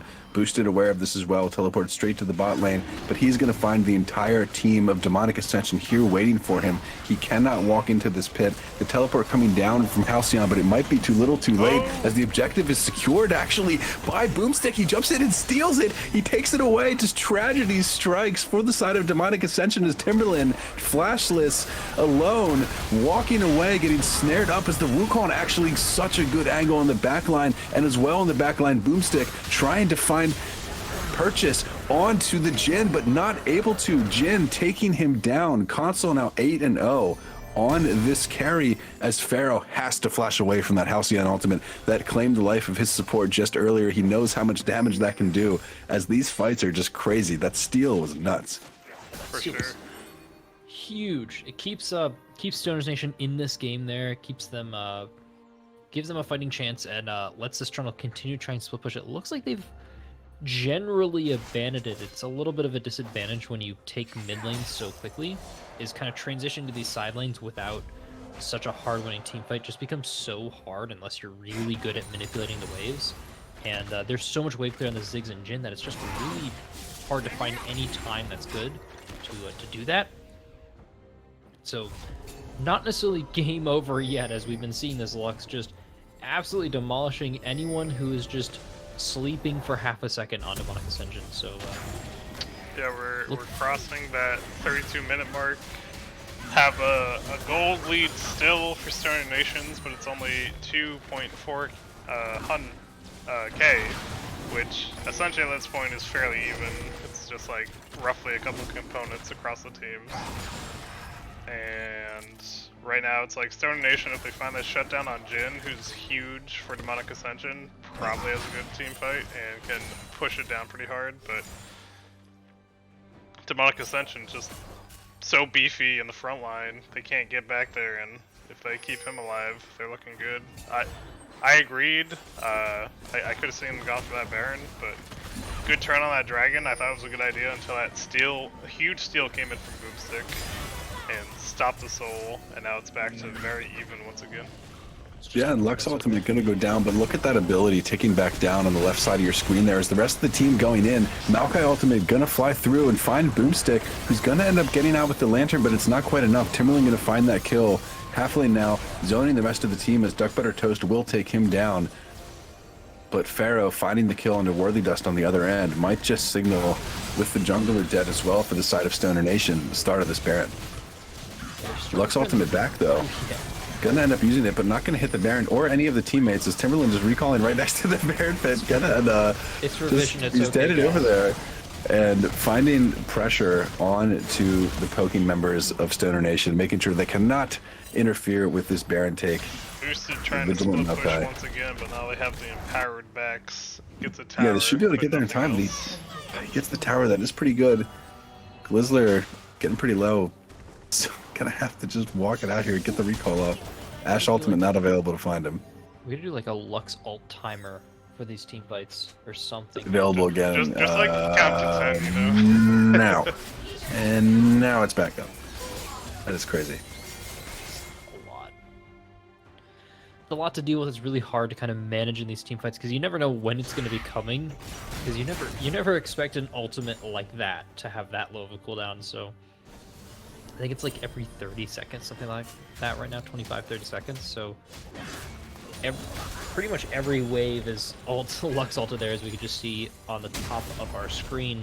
So very good wave control from Stoner Nation, able to push waves and look for these kind of skirmishes like we always want them to in order to find these wins, and they still have this gold advantage. As Hailstrom, you were saying earlier, it doesn't matter too much at this point in the game, but it's still something. It's a stat that we can use. Dragon up in 50 seconds though. This mid lane wave control is going to be very, very important to be able to grab this vision that both teams so desperately want before these fights happen.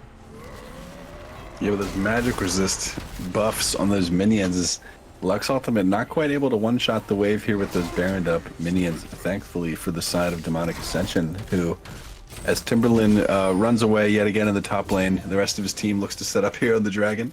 Soul Point yet again. We'll see if Boomstick can create any miracles here again for his team, or if the soul will finally be secured for Demonic Ascension and their ascent can be complete. Yeah, the Q cooldown for Maokai being low enough now, Trundle's running at you, but you just kind of Q every 2 seconds to keep him off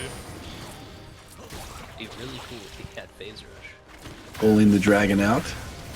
Disciplined play from the side of Demonic Ascension, and this is just burning down. They're just going to take this. Lux Ultimate going to come down through, but that is Infernal Soul so secured for the side of Demonic Ascension, who Really are happy to walk out with this one.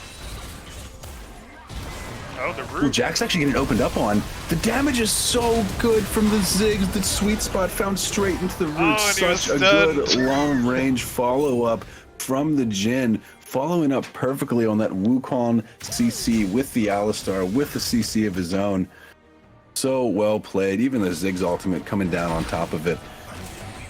Demonic Ascension just looking so coordinated in this game with these layering of crowd control and the way they're playing this front to back. They're able to kind of split up these people. Looks like Boomstick overextending just a little too much, trying to find some little pick there. But a really, really good catch by the side of Demonic Ascension there. Getting free access onto this Thresh Ash backline there, and the Wukong just cleaning house. And opening up the even more dangerous poke damage with that Infernal Soul. Anytime you hit them doing that additional damage, just really helping out with how they want to play out this game.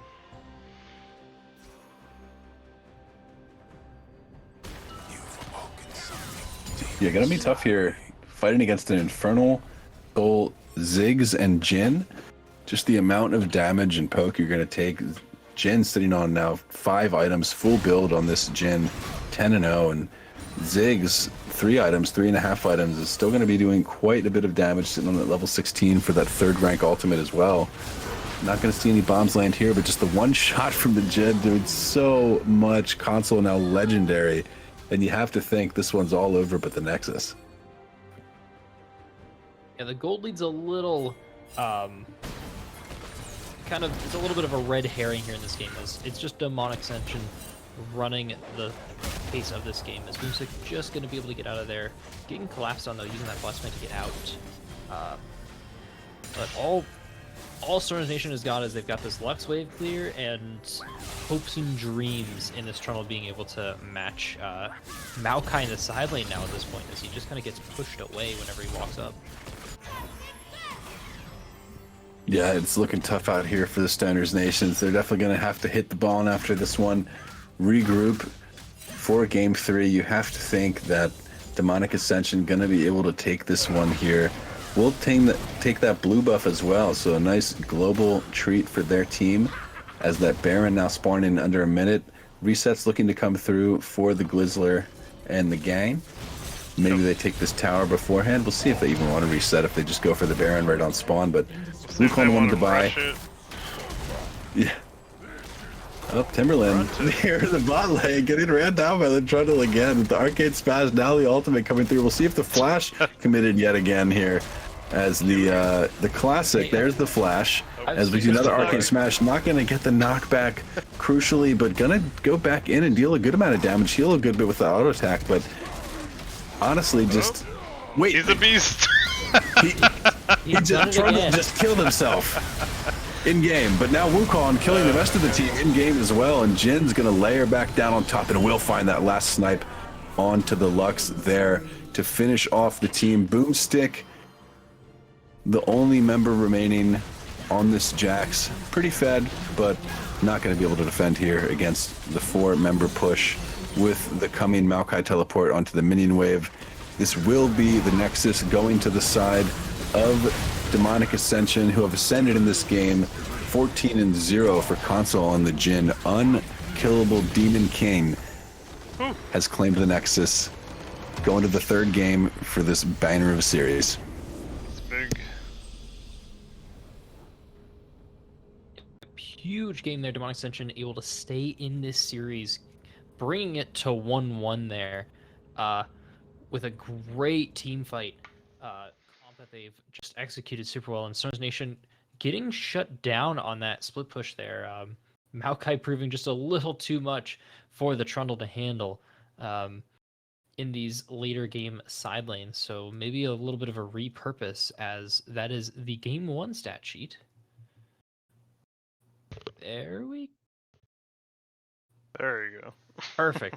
The game 2 stat sheet, as my fellow caster Sable pointed out, it is a 14-0-6 by Jin there from Demonic Ascension, playing it super well, and another fairly not necessarily silent performer, as Halcyon was kind of what kept Stars Nation in this game. So I personally was enjoying watching Halcyon ult, watching the every Lux 20 ult, seconds. as opposed to every other ult where it slowly ticks down to come back off cooldown. It sprints around the circle in 10 seconds. It is It is insane how low that cooldown gets. character break. It's so dumb, man. It's too fast.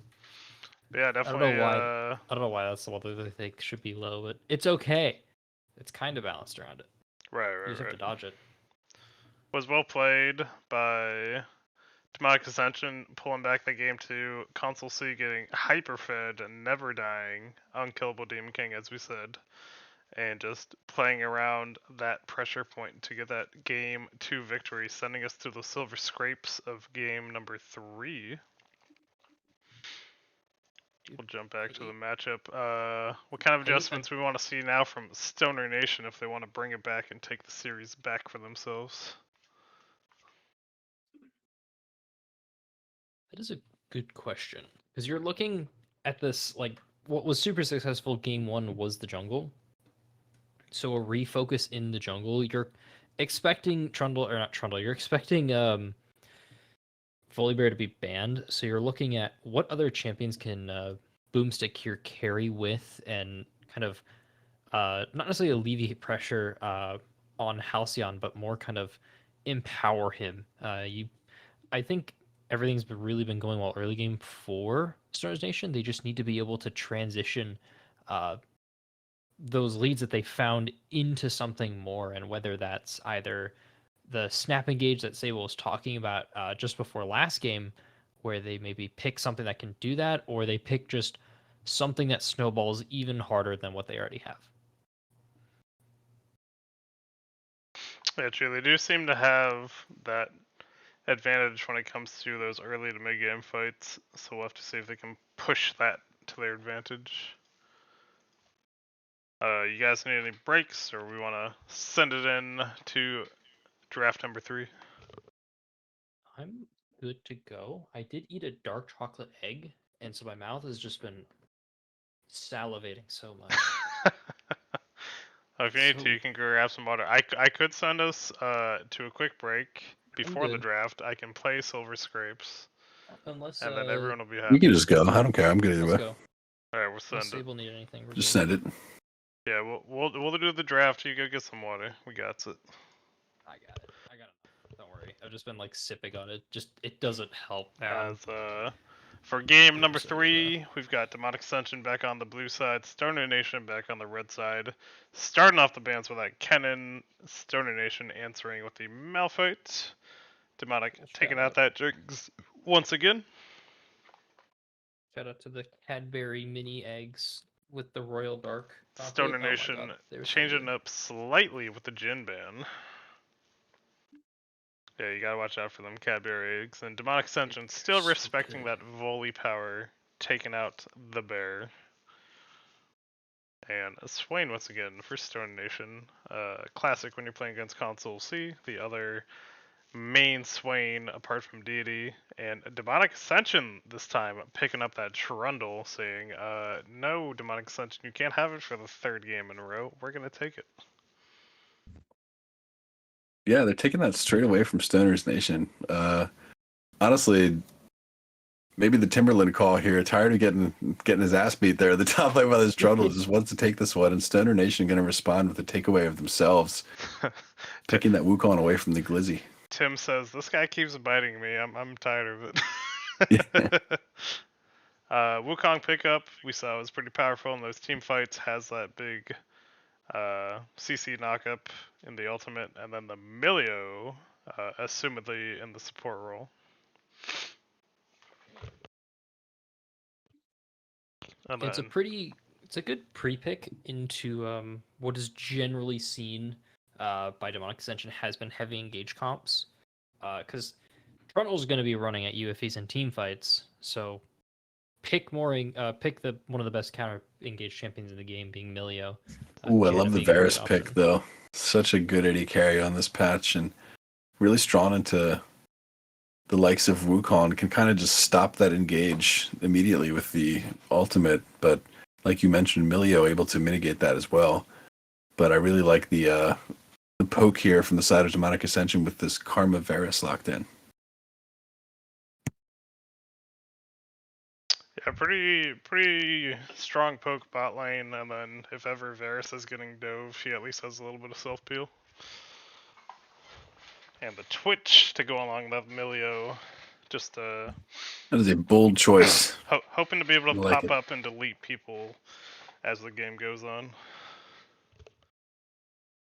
Yeah, that range has to be insane with his R proc and with the Milio extra range. That has to be just like half a screen. That's Can't crazy. confirm it is that much.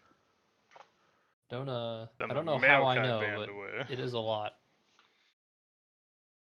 along with Demonic taking out Diana once again. Donation still assuming it's the Trundle jungle, take out that Orin, just trying to take out the two top champs Timberland's been playing.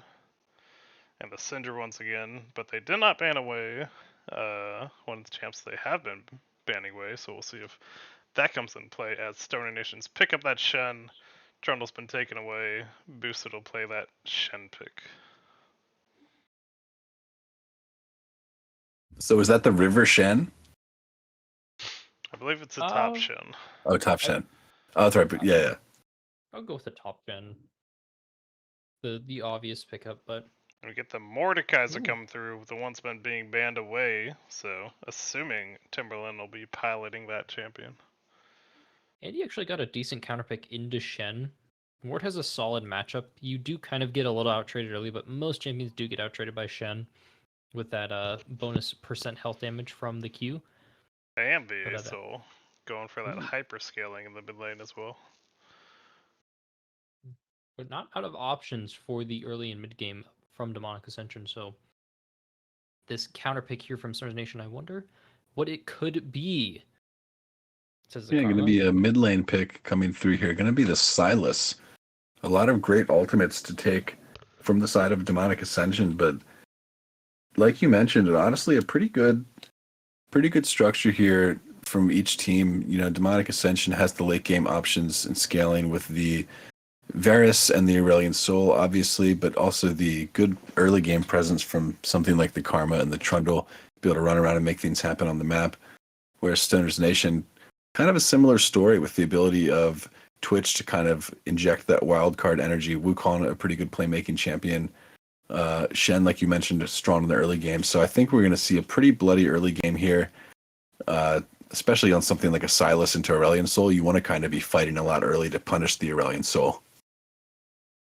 Yeah, I know Silas can do pretty well in that matchup, but it's kind of back and forth across the board for the lanes. Which lane I feel like will win for each team, so I feel like a lot of chances for each team to kind of pop off and try to help out the lanes that need the help.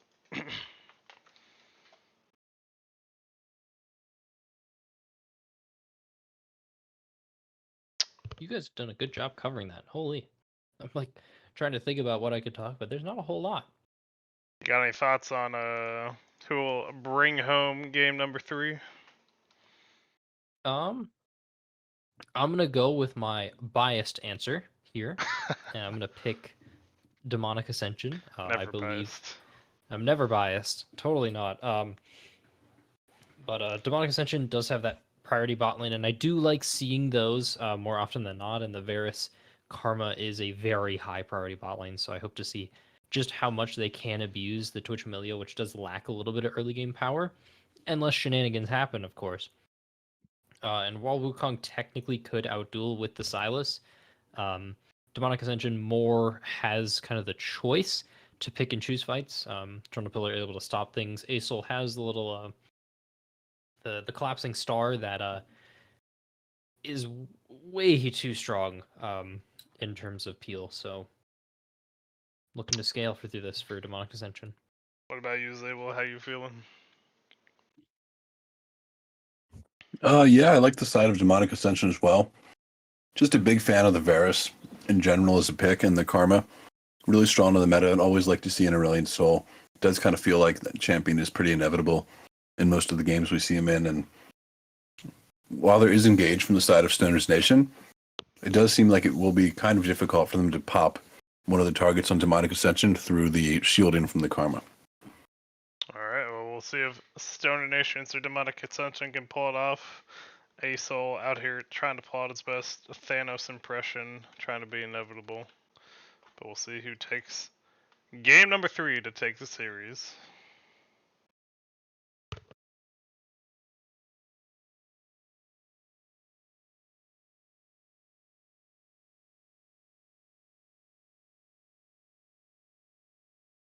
Quick little pass through on the runes. Nothing really too out of ordinary.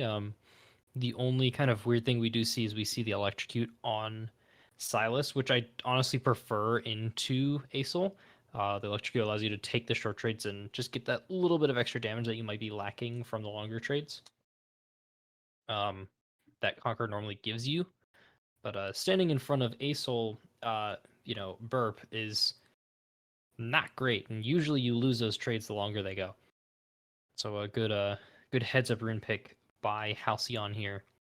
But other than that, nothing really too out of the ordinary. Both teams actually electing to 5-point, which is very interesting and a change from Star Nation's normal picks. Yeah, much safer start here from either team. Might be feeling the pressure saying, alright, this time we won't invade. We don't want any shenanigans in the early game. Hoping we can pull out this early pressure and give ourselves a lead. As we see Halfling and Console go for some trade onto Duck Photo. Oh, and he's going to eat both procs of the Karma Q and the Varus E on the as well. So much damage on that Twitch. And that's honestly, that's a lane loser right there. Just hitting that damage early on in the lane here for the side of Demonic Ascension is so good for them. As we see Aurelion Soul burping onto Halcyon there in the mid lane. I'd like the call out on that electrocute because that will enable this Silas to play a little bit more aggro and get some of these early trades off. Get some value with that Kingslayer as well as Console and Halflane just poking down in this bot lane. Yeah, as D would say, Asol's just going. Oh, Pharaoh! Actually having to flash away there mid, doesn't respect the level 2 from Halcyon and ends up just having to burn that flash on Aurelion Soul, which is not what you're going to want early on here. Yeah, once again, actually, both junglers mirroring each other once again, but we see this Trundle just clearing so much faster than Wukong. It's not even close.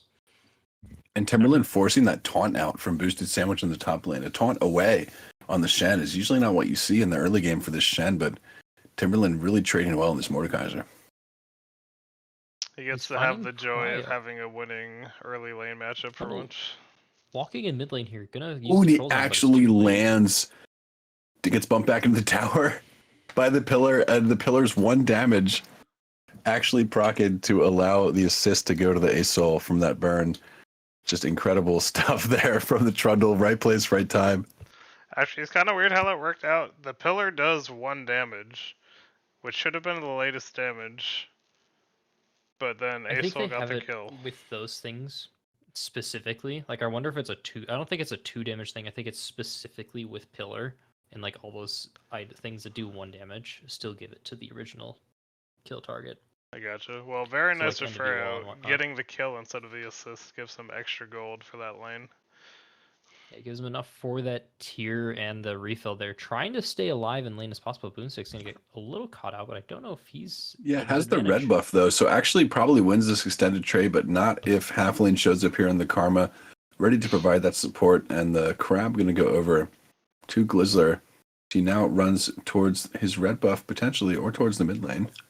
So we see Timberland in the top lane just out trading Boosted Sandwich pretty much the whole lane so far. I don't think this really gets much better either for the Shen.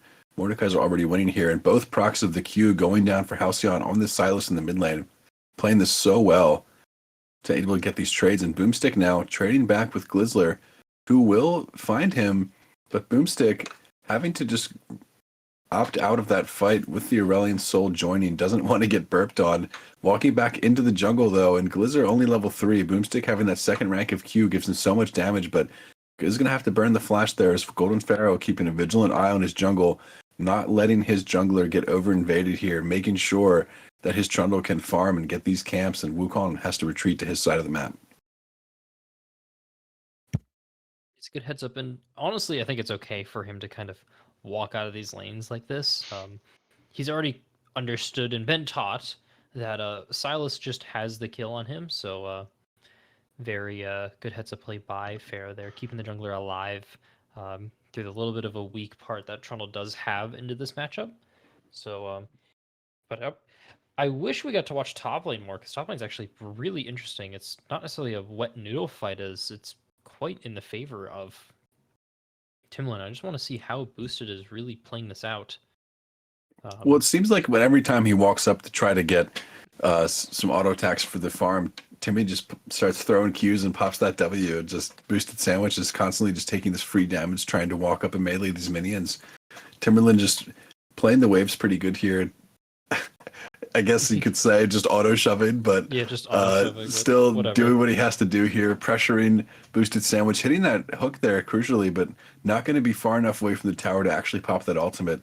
Maybe had an angle, but it went in the exact order that you said it. Yeah. He's throwing his stuff out and then pressing W and walking it out. yeah. But Yeah, it's I just mean, it's kind of how what you Mort do. goes. Yeah, it's how Mort goes. But And takes the very Void Grubs as well. Complete Giga Chad. important though, Shen 6. And we all know what Shen 6 means. It means that there's going to be a fight coming up here in a second at some point. And so it's going to be on the onus of Timberland here to be able to stop this Shen TP whenever Gets the it happens. taunt, but actually pops the Q onto him with the shield as well. So Shen just taunting under the tower, but not going to take any damage from the tower there is Timberland. As we see Varus putting down his own damage in the bot lane. Worthy Dust about half HP on the squishy Milio. And Halcyon not finding too many more angles on the A-Soul now that he's secured a few more levels for himself. Can really farm up those lanes in the mid lane. As Duck Butter Toast having to flash out, and Timberland taking a few tower shots here. Gonna have to walk this one away. Should get a recall off here soon, as Shen has gotten one. And we see Halcyon taking that A-Soul ultimate. Pretty good ultimate for the Silas to take. We'll see if he can make anything happen with it. It's probably it's the second best ultimate that he can really grab besides that Mort ult. If he wants to force those 1v1s here. Trying to grab mid prio here, trying to rotate to this dragon. He is super strong, but those chains just gonna go wide there. But importantly, Silas has first move, and he is pretty scary in all honesty, even if it is only 7 minutes in the game. He's pretty scary, but Demonic Ascension already finishing off this dragon. Not quite going to matter, but will it? Yes. Boomstick able to actually get in there and take that away from Demonic Ascension. Shen ultimate coming down through as well as Console flashing out, but shouldn't be long for this world. The double melee attackers following him under the tower as Duck Butter Choice tried to get in there and finish that kill off with an auto attack, but Shen going to take that away. He says, I burned my ultimate for this one and my flash. We'll be taking those.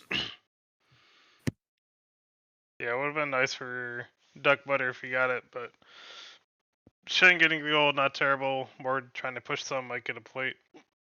But a nice collapse down on that bot lane. Get the plate themselves here. Yeah, trying to get some consolation prize here in top lane. Shen just completely walking out, understanding and respecting the Mord, able to, get the confirm the ultimate off there more than just the shield, and being the difference maker here in the little team fight that we saw in between these two teams for Dragon. The difference maker also being the Silas there, getting the first move on, helping Boomstick get the dragon. Ooh. Again, here in the top lane, this area on the map, I want to say a heat map of how many abilities are cast by the top laners in the top lane here. Like that little corner by that top wall would just be the most dense infrared area of that map because they're just constantly battling right here in this little spot. Timberland holding the wave, constantly pressuring boosted on his tower up about 20 CS, just playing this matchup so well on this Mordekaiser, stalwart and pretty much unmovable.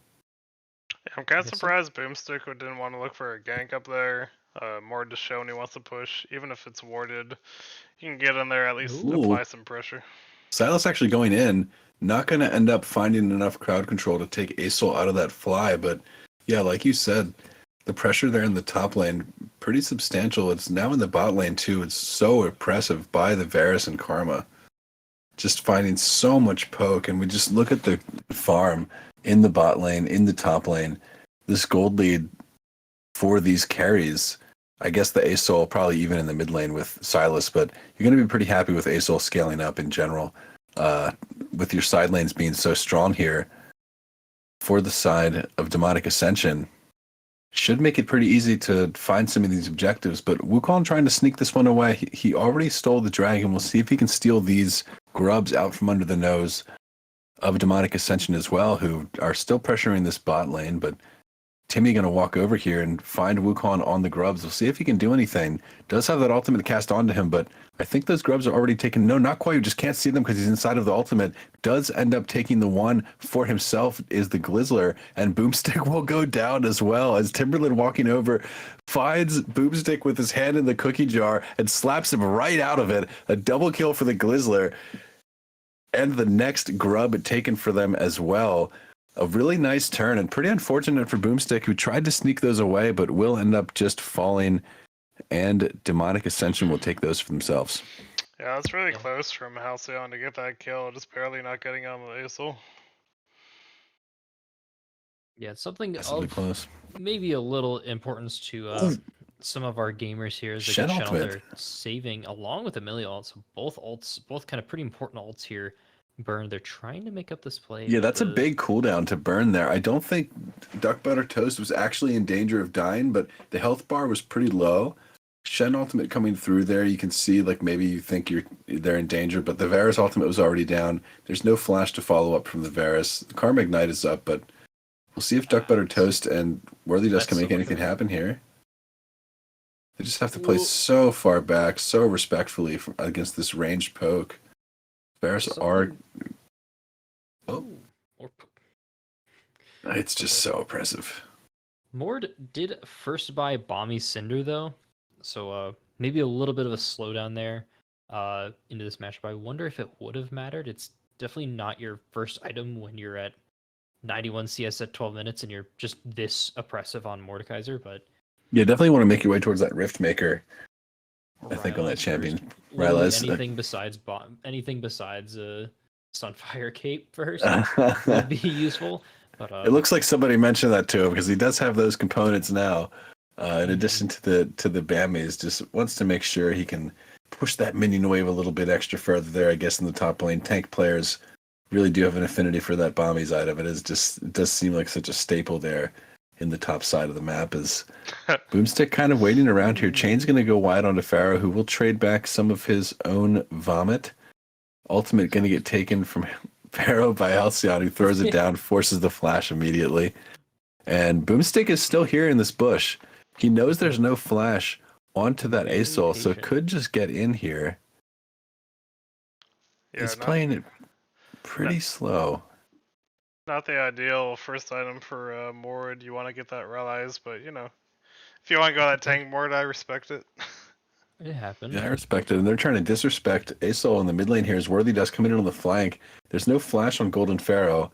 Might be able to walk this out, but shouldn't be able to. The amount of CC that's going to come through, and you see Halcyon taking down Golden Pharaoh, the Kingslayer used to kill a Pharaoh this time instead, will take him out. And that is a strong point on the map for Stoner's Nation. That Silas is getting pretty big. The Twitch is sitting on a kill. The Milio hasn't died yet. But you look at the top side for the side of Demonic Ascension, and this Mordekaiser just looking so scary. Going to end up taking a couple tower shots here and have to walk it out. Hook gonna go wide too, but should be another fight here on the Grubs. So we're at like 14, 15 minutes here. Both teams, it's a 1K advantage in Demonic Ascension, but still, I feel like the game could go both ways. It does kind of have to be the Silas show for Stones Nation to win, but that's not at all impossible, especially with how ahead he is and how well Halcyon's been piloting it. So where do you guys see this game going?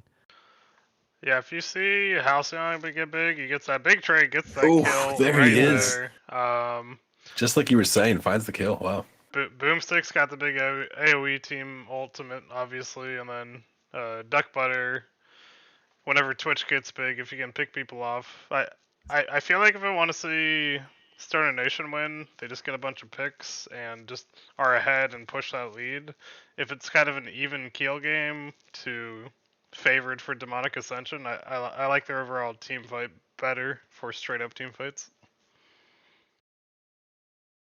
Yeah, pretty hard to beat the Asol, Varus, Karma team fighting. Throw in some good melee bruisers on the top of that with the Mord and Trundle. They're honestly pretty unique ultimates for what they can do in this game. It does seem like Demonic Ascension does have a pretty easy time kind of just running through Stoner Nation with the leads they've built up for themselves on these champions and the draft they've picked for themselves. Varus just so massive, but Silas is a pretty big problem. Halcyon just sitting pretty on this mid lane champion, level 11 with the rank 2 ultimate, going to get even lower on that cooldown. And honestly, I think the only thing that is pretty unfortunate about that is that you only have a few good ultimates to take. Like you mentioned, the Ace Soul and the Mordekaiser being those. But now we have the Wukong with the Shen ultimate coming down into the bot lane. That is going to be console dying almost immediately. Not even a chance to flash. Halflane here has the flash available. We'll see if he opts to use it. Does end up using it, and that should be actually saving his life. We'll see if he actually gets out, but no, not quite enough. Boomstick going to end up taking that kill with the burn from the red buff. Is now Timberland here. Ultimate cast onto the Wukong. Didn't quite dodge out on it with the clone. Did Boomstick, and now Timberland going to chase him down. I don't think he has the damage to take him out. The Q going to go a little bit wide there. Timberland in the wrong direction with the smash out there. A rare miss from the top lane god himself. I was a little curious as to why in game I was a little curious as to why Wukong popped out with so much HP there. And now I got to see the whole story. But it's hilarious. okay. it's okay. We got the Trundle pushing top side for Demonic Ascension there. So, the bot lane play, not exactly the end of the world. They're focusing the tower. Really going for the tower here. Getting the hook back in, actually, and getting the Q smash and the execute in the middle of that barf zone for Asol. I don't even know what that ability is called, but just a crazy amount of damage he's taking there in that execute. I like burp. Burp and vomit. Burp is good. Boomstick here on the bot side. Gonna find a good look onto Timberland. Halcyon gonna end up finalizing that one exactly where you want that gold onto this Silas. The Trundle kind of taking the same role no matter what position he's playing in. He's always that split pusher, so it's a little more dangerous as a jungler to do, and it's why you don't see him there as often anymore, but it's still effective, and it's not the end of the world if Demonic Ascension does end up having to give away this dragon, especially for the top tower, but Shen'Alt being blown is a fairly important tool for Stoner's Nation teamfight, so they have to find this flank vision for Shen to be just as effective. Yeah, and it's also one setup where if you have the Trundle jungle, Mord's okay in the side lane as well, so you could do more of a 1-3-1 as opposed to like a 1-4. More on the map, but for now it seems like both teams have turned their attention towards this dragon, but Milio getting caught out. The big root from the Karma, Halfling running at him, getting that root, picking up the team kill as a setup for this dragon play. Yeah, just gotta get deleted almost immediately there. Worthy Dust in the wrong place at the wrong time, popping the heal there, but not enough to make it out. And should be dragon now for Demonic Ascension, continuing their ascent in the third game here, a third Infernal Dragon Rift as well. And you have to think, almost seems a little bit foretold here with the Infernal Dragon, the Demonic Ascension, That's the a lot of third. abyssal themes as now console getting looked to get sent to the abyss by Duck Butter Toast, who doesn't quite have enough to finish him off, but that Twitch is looking pretty scary.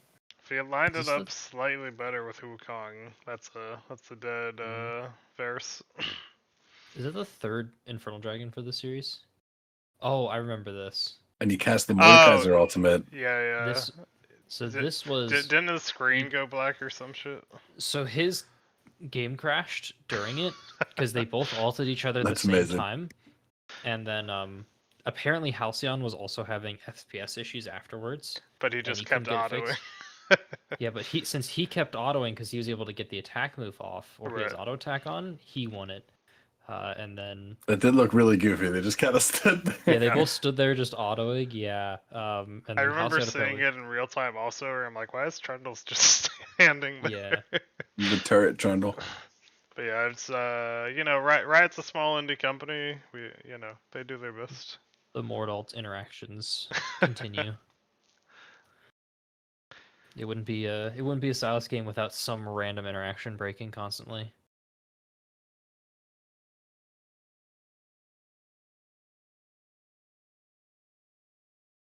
But regardless, Silas picking up a pretty big shutdown for himself, able to finish up the Lich Bane and get a needlessly large rod. So he's sitting pretty and poised to be able to carry this game for Stoner's Nation. They're only about 1,000 gold down, so it's not the end of the world for them. Shen picking up, I don't even know what that item is called. I just know that it clears waves and gives me dopamine.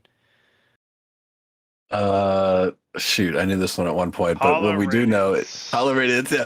Wukong gets the engage off with the flash there in the mid lane as we see Timberland now having altered that Silas, but I think he bit off a little bit more than he can chew. Is going to get taken down there in the ultimate by Halcyon, who is now unstoppable and looking like the pop-off Silas performance that was needed, that we talked about to come through in this draft. As Halfling steps a little bit far forward, going to dodge out on the taunt there as the Asol ultimate now coming through. Console stepping forward, ultimate not quite available on this Varus. Not a lot of damage to follow up. There is the poke there, but this lethality Varus going to just be offering little more than that with this poke damage and no ultimate available. Is getting a lot of auto attacks off, though, and the Glizzard in the middle of the team surviving for so long. That ultimate popped onto the Shen, taking those tank stats and draining the rest of the team as they walk away, falling one by one. And now, past the 20-minute mark, Demonic Ascension make their way towards the Baron buff. What an insane turn from Demonic Ascension to be able to actually find that after the Wukong engage, knowing the cooldowns are spent from the side of Stoner Nation, using theirs to turn right back around on that fight. Yeah, for sure. Actually, a fight. I caught the end of this game live after my games last Sunday, and when I saw it starting to happen, I thought it was going to waste Stoner Nation, but really well fought back by the side of Demonic Ascension to take that fight and get the Baron. I don't think I've ever seen anyone get the chains on that E2 off faster than Halcyon in like a long time. It does actually get off so quick.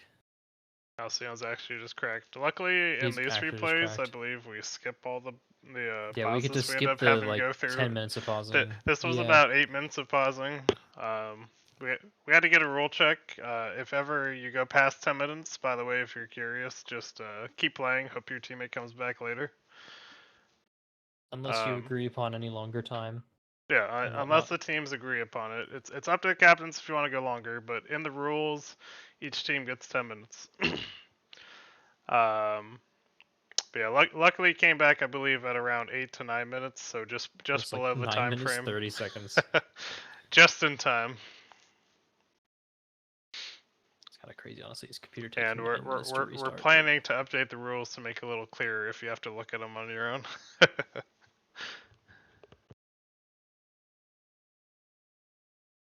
But all good, no harm in the end, really done. Halcyon getting caught out, not really mattering though. He's got the dash, able to get him to safety. Boomstick caught on the side here, not unsafe though. The Wukong clone able to get him out through the walls, but that is Dragon at least pit captured for Demonic Ascension? It's going to be the Dragon following for them. Yeah, just started up and taken down pretty much immediately. Not any ability for Stoner Nation to get in there and contest, as Halcyon and Boomstick both going to get pulled back almost by that Timberland hook, who is in the middle of the team now, but Halcyon just immediately rooted and shut down. Crowd controlled immediately. The Varus ultimate from console so good to stop that Silas from getting into the mix and dealing the damage, stopping the Wukong as well, and really just stopping the entire team in their tracks. Now the Baron up push towards the bot lane from the side of Demonic Ascension have ascended in this game, pushing into the base now. Pillar gonna go down. Shen getting the taunt under tower onto Timberland again. A tale as old as time. We've seen this before. Aurelian's soul damage now at this point. Scary has that big ultimate available. We'll see if the skies are going to start to descend soon. If he throws that one down, he does. So much damage coming through there from Golden Pharaoh, flying over the top as the rest of the team now broken in ranks as they run away. Their base in shambles. Spawning now is Halcyon, who's able to find a kill, quick kill back onto Pharaoh in a turnaround. We'll see if he can get the chains onto Timberland. Doesn't, but opts to flash in. The slow from the Q2 is good. Boomstick able to get in as well with the flash. That's 2 flashes committed from this jungler and the mid laner from the side of Stoner Nation. A flash going to be burned as well from the side of Halflane, who will have to take that to try to make it out. But I don't think it actually will matter because Boomstick's still on the flank with that ultimate and will get the kill onto Halflane, onto Halcyon as well, who's just taking all of these crucial kills in these moments and somehow finding them. It's so strong on this Silas. But On the recall, should see another item completed as well. Console C stopping the split push on the top side, crashing the wave, saying I'll back before I die too. But good chase down there from Stoner Nation, getting a lot of kills back, hoping to swing the game back into their favor to take the series. But still down about 5k gold currently.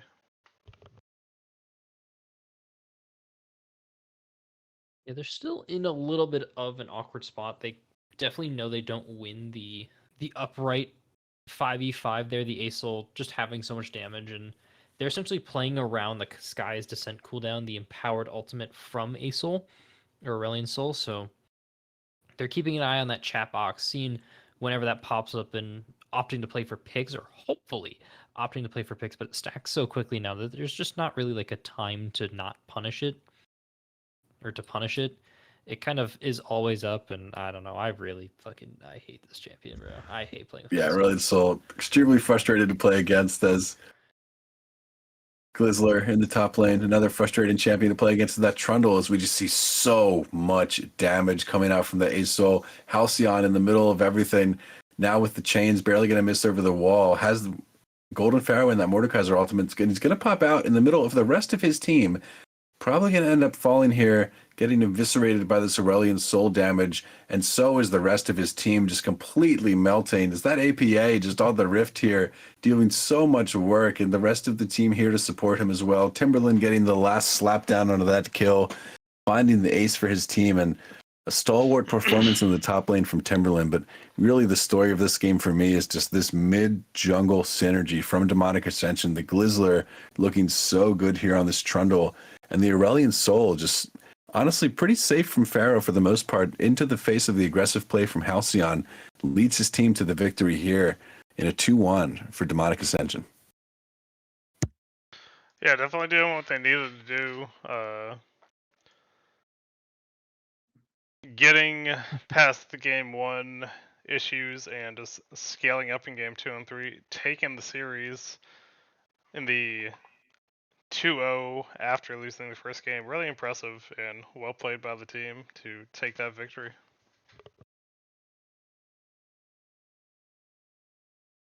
Results of this game. Completely unbiased. You Completely unbiased. I would be, for shame. But it was a really fun series to play against Stearns Nation. They put up a great competition and put us to the edge.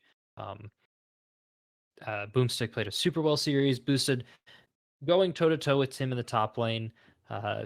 Them being fairly key to this match and all, surprisingly, in the Duck Butter Toast and CLG Worthy Dust, putting up a fight in bot lane. Sadly, though, draft not really going their way in this game here, kind of left out of options. They've got like cool ideas, like they executed one time in bot lane with the Wukong Shen combo, where Shen just pops up out of no vision in the middle of your lane. But other than kind of ideas and thoughts and prayers, it was all on the back of just this Silas to carry the world, and it's just impossible to do that nowadays, especially into Acel Trundle. So, but a good series and a really good try by Sterners Nation. Absolutely. It's a hell of a series. Always fun when it gets to 3 games and you see the back and forth and the team fighting between the teams here on the Rift. Love to see it. And a great cast as always, gentlemen. Yep. Toss on up a quick MVP poll for the people who are left with the late night stream. If you're on the East Coast, pushing 1 a.m. right now. So thank you everyone for being here. Got the late night cast going on. Be ready tomorrow to see the Seer, to look at all the games quickly. I haven't seen as many clips from this week as last week.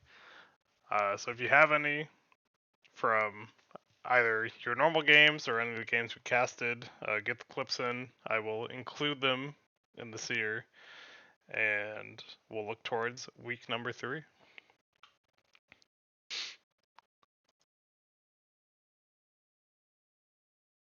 As no, we don't have too many people in chat, so who you guys feeling for the MVP? I gotta say, Glizz, in my opinion, either Glizz or Pharaoh. I thought was pretty good. I liked seeing a lot of the stuff he did on that champion. I liked seeing him on these mages in the mid lane, especially against a player that is a lot more skilled than you. It's impressive when you can hold your own and still have an impact on the game. So I like that from Pharaoh. But I think the jungler on Demonic Ascension just hard smurfed, even despite Boomstick also playing really good. So I would give it to Glizz. Personally. Yeah, I think both junglers performed really well, honestly. Yeah, that's why I would give it to Glizz, because Boomstick, his role opponent, also played so well. Right. And he found the map. So, as Glizz, the option Glizzer's taking, I'm going to take a different side and pick Console. Console, my bad. Console C is would be my MVP, strictly off the game 2 performance. Was just so monumentally important, and it kept Demonic Ascension in the series. Going deathless is super important. So yeah, he did very much carry that game too, and was definitely an impact in every game. I would agree. Console was popping off. Yeah, I'm definitely not biased towards the jungler MVP. couldn't be. But with the people left in chat, we got the 1-to-1 given to the bot lane as a duo, Console and Halfling. So since you're in here, Halfling, I'll let you be the representative for these games. I can answer a few questions. Yeah, and did you have any special kind of preparation for these games, or was it just kind of, hey, we got another game this week, we gotta get our practice in? In complete transparency, it was me and Console, not Console, sitting in a call, and he's like, "Hey, do you play Fasting Senna?" And that was about all the prep that we had, as he was added literally like under 24 hours before the series. Right. And he is a working man who lives on a normal schedule, unlike most of us. Yeah. Luckily, I typed it right in the team chats and the lineup, so it is Console, not Soul. That is my bad. I just gave the man the soul because I know how powerful he can be. But yeah, I definitely know from last season it made it a little tough. Like his schedule and my schedule didn't mesh. Where since I have the kids, I'm not really free until like 8 to 9 p.m. on most weekdays. And then I believe he has early days where he kind of needs to go to bed at the time I'm getting free, so it made it hard to practice. But definitely is a very good player. One I would be happy to see on my team if we worked out schedule-wise. And whenever I see him on another team, I know he will be a scary pick. And him with you, definitely a scary bot lane to look at. Indeed, for those 28 hours, I think it was very scary to look at. But I had other obligations, and that gave me the option to step down, which is okay. And I'm happy to be able to cast more. So, Yeah, for sure. other than And that, well, anything else? we'll talk about the changes to Demonic Ascension as we go over the Seer tomorrow. Need some more changes, just, kind of how it goes. So we'll look at the new lineup as they look at week number 3, but taking the victory in week number 2, setting them up for success as they're 1-1 for the season. And It's that whole group at 1-1, actually. If you go and look at the results. yeah, So it'll be setting themselves up for success. Ideally Midgard in is the going to be a future. very interesting region to keep your eyes on. So anytime you see one of those games on, go and check them out. Yep. And thank you all for watching. I know it was a late night stream, but wanted to get some games in before the end of the week. Unlike last week, I was very busy, so we got a couple games in, but we still appreciate you all watching. And I believe the current game winning for the live vote is FF15 against Kraken Slayers. So if that's what you want to see, leave it that way. If it's not what you want to see, change your vote and make your voice be heard. And we will stream the one that's winning when the vote ends. Thank you, Zabel and Halfling, for both casting. You guys were great. And Oh we yeah. will catch you all next time. Have a good night. Peace. Peace. Good night.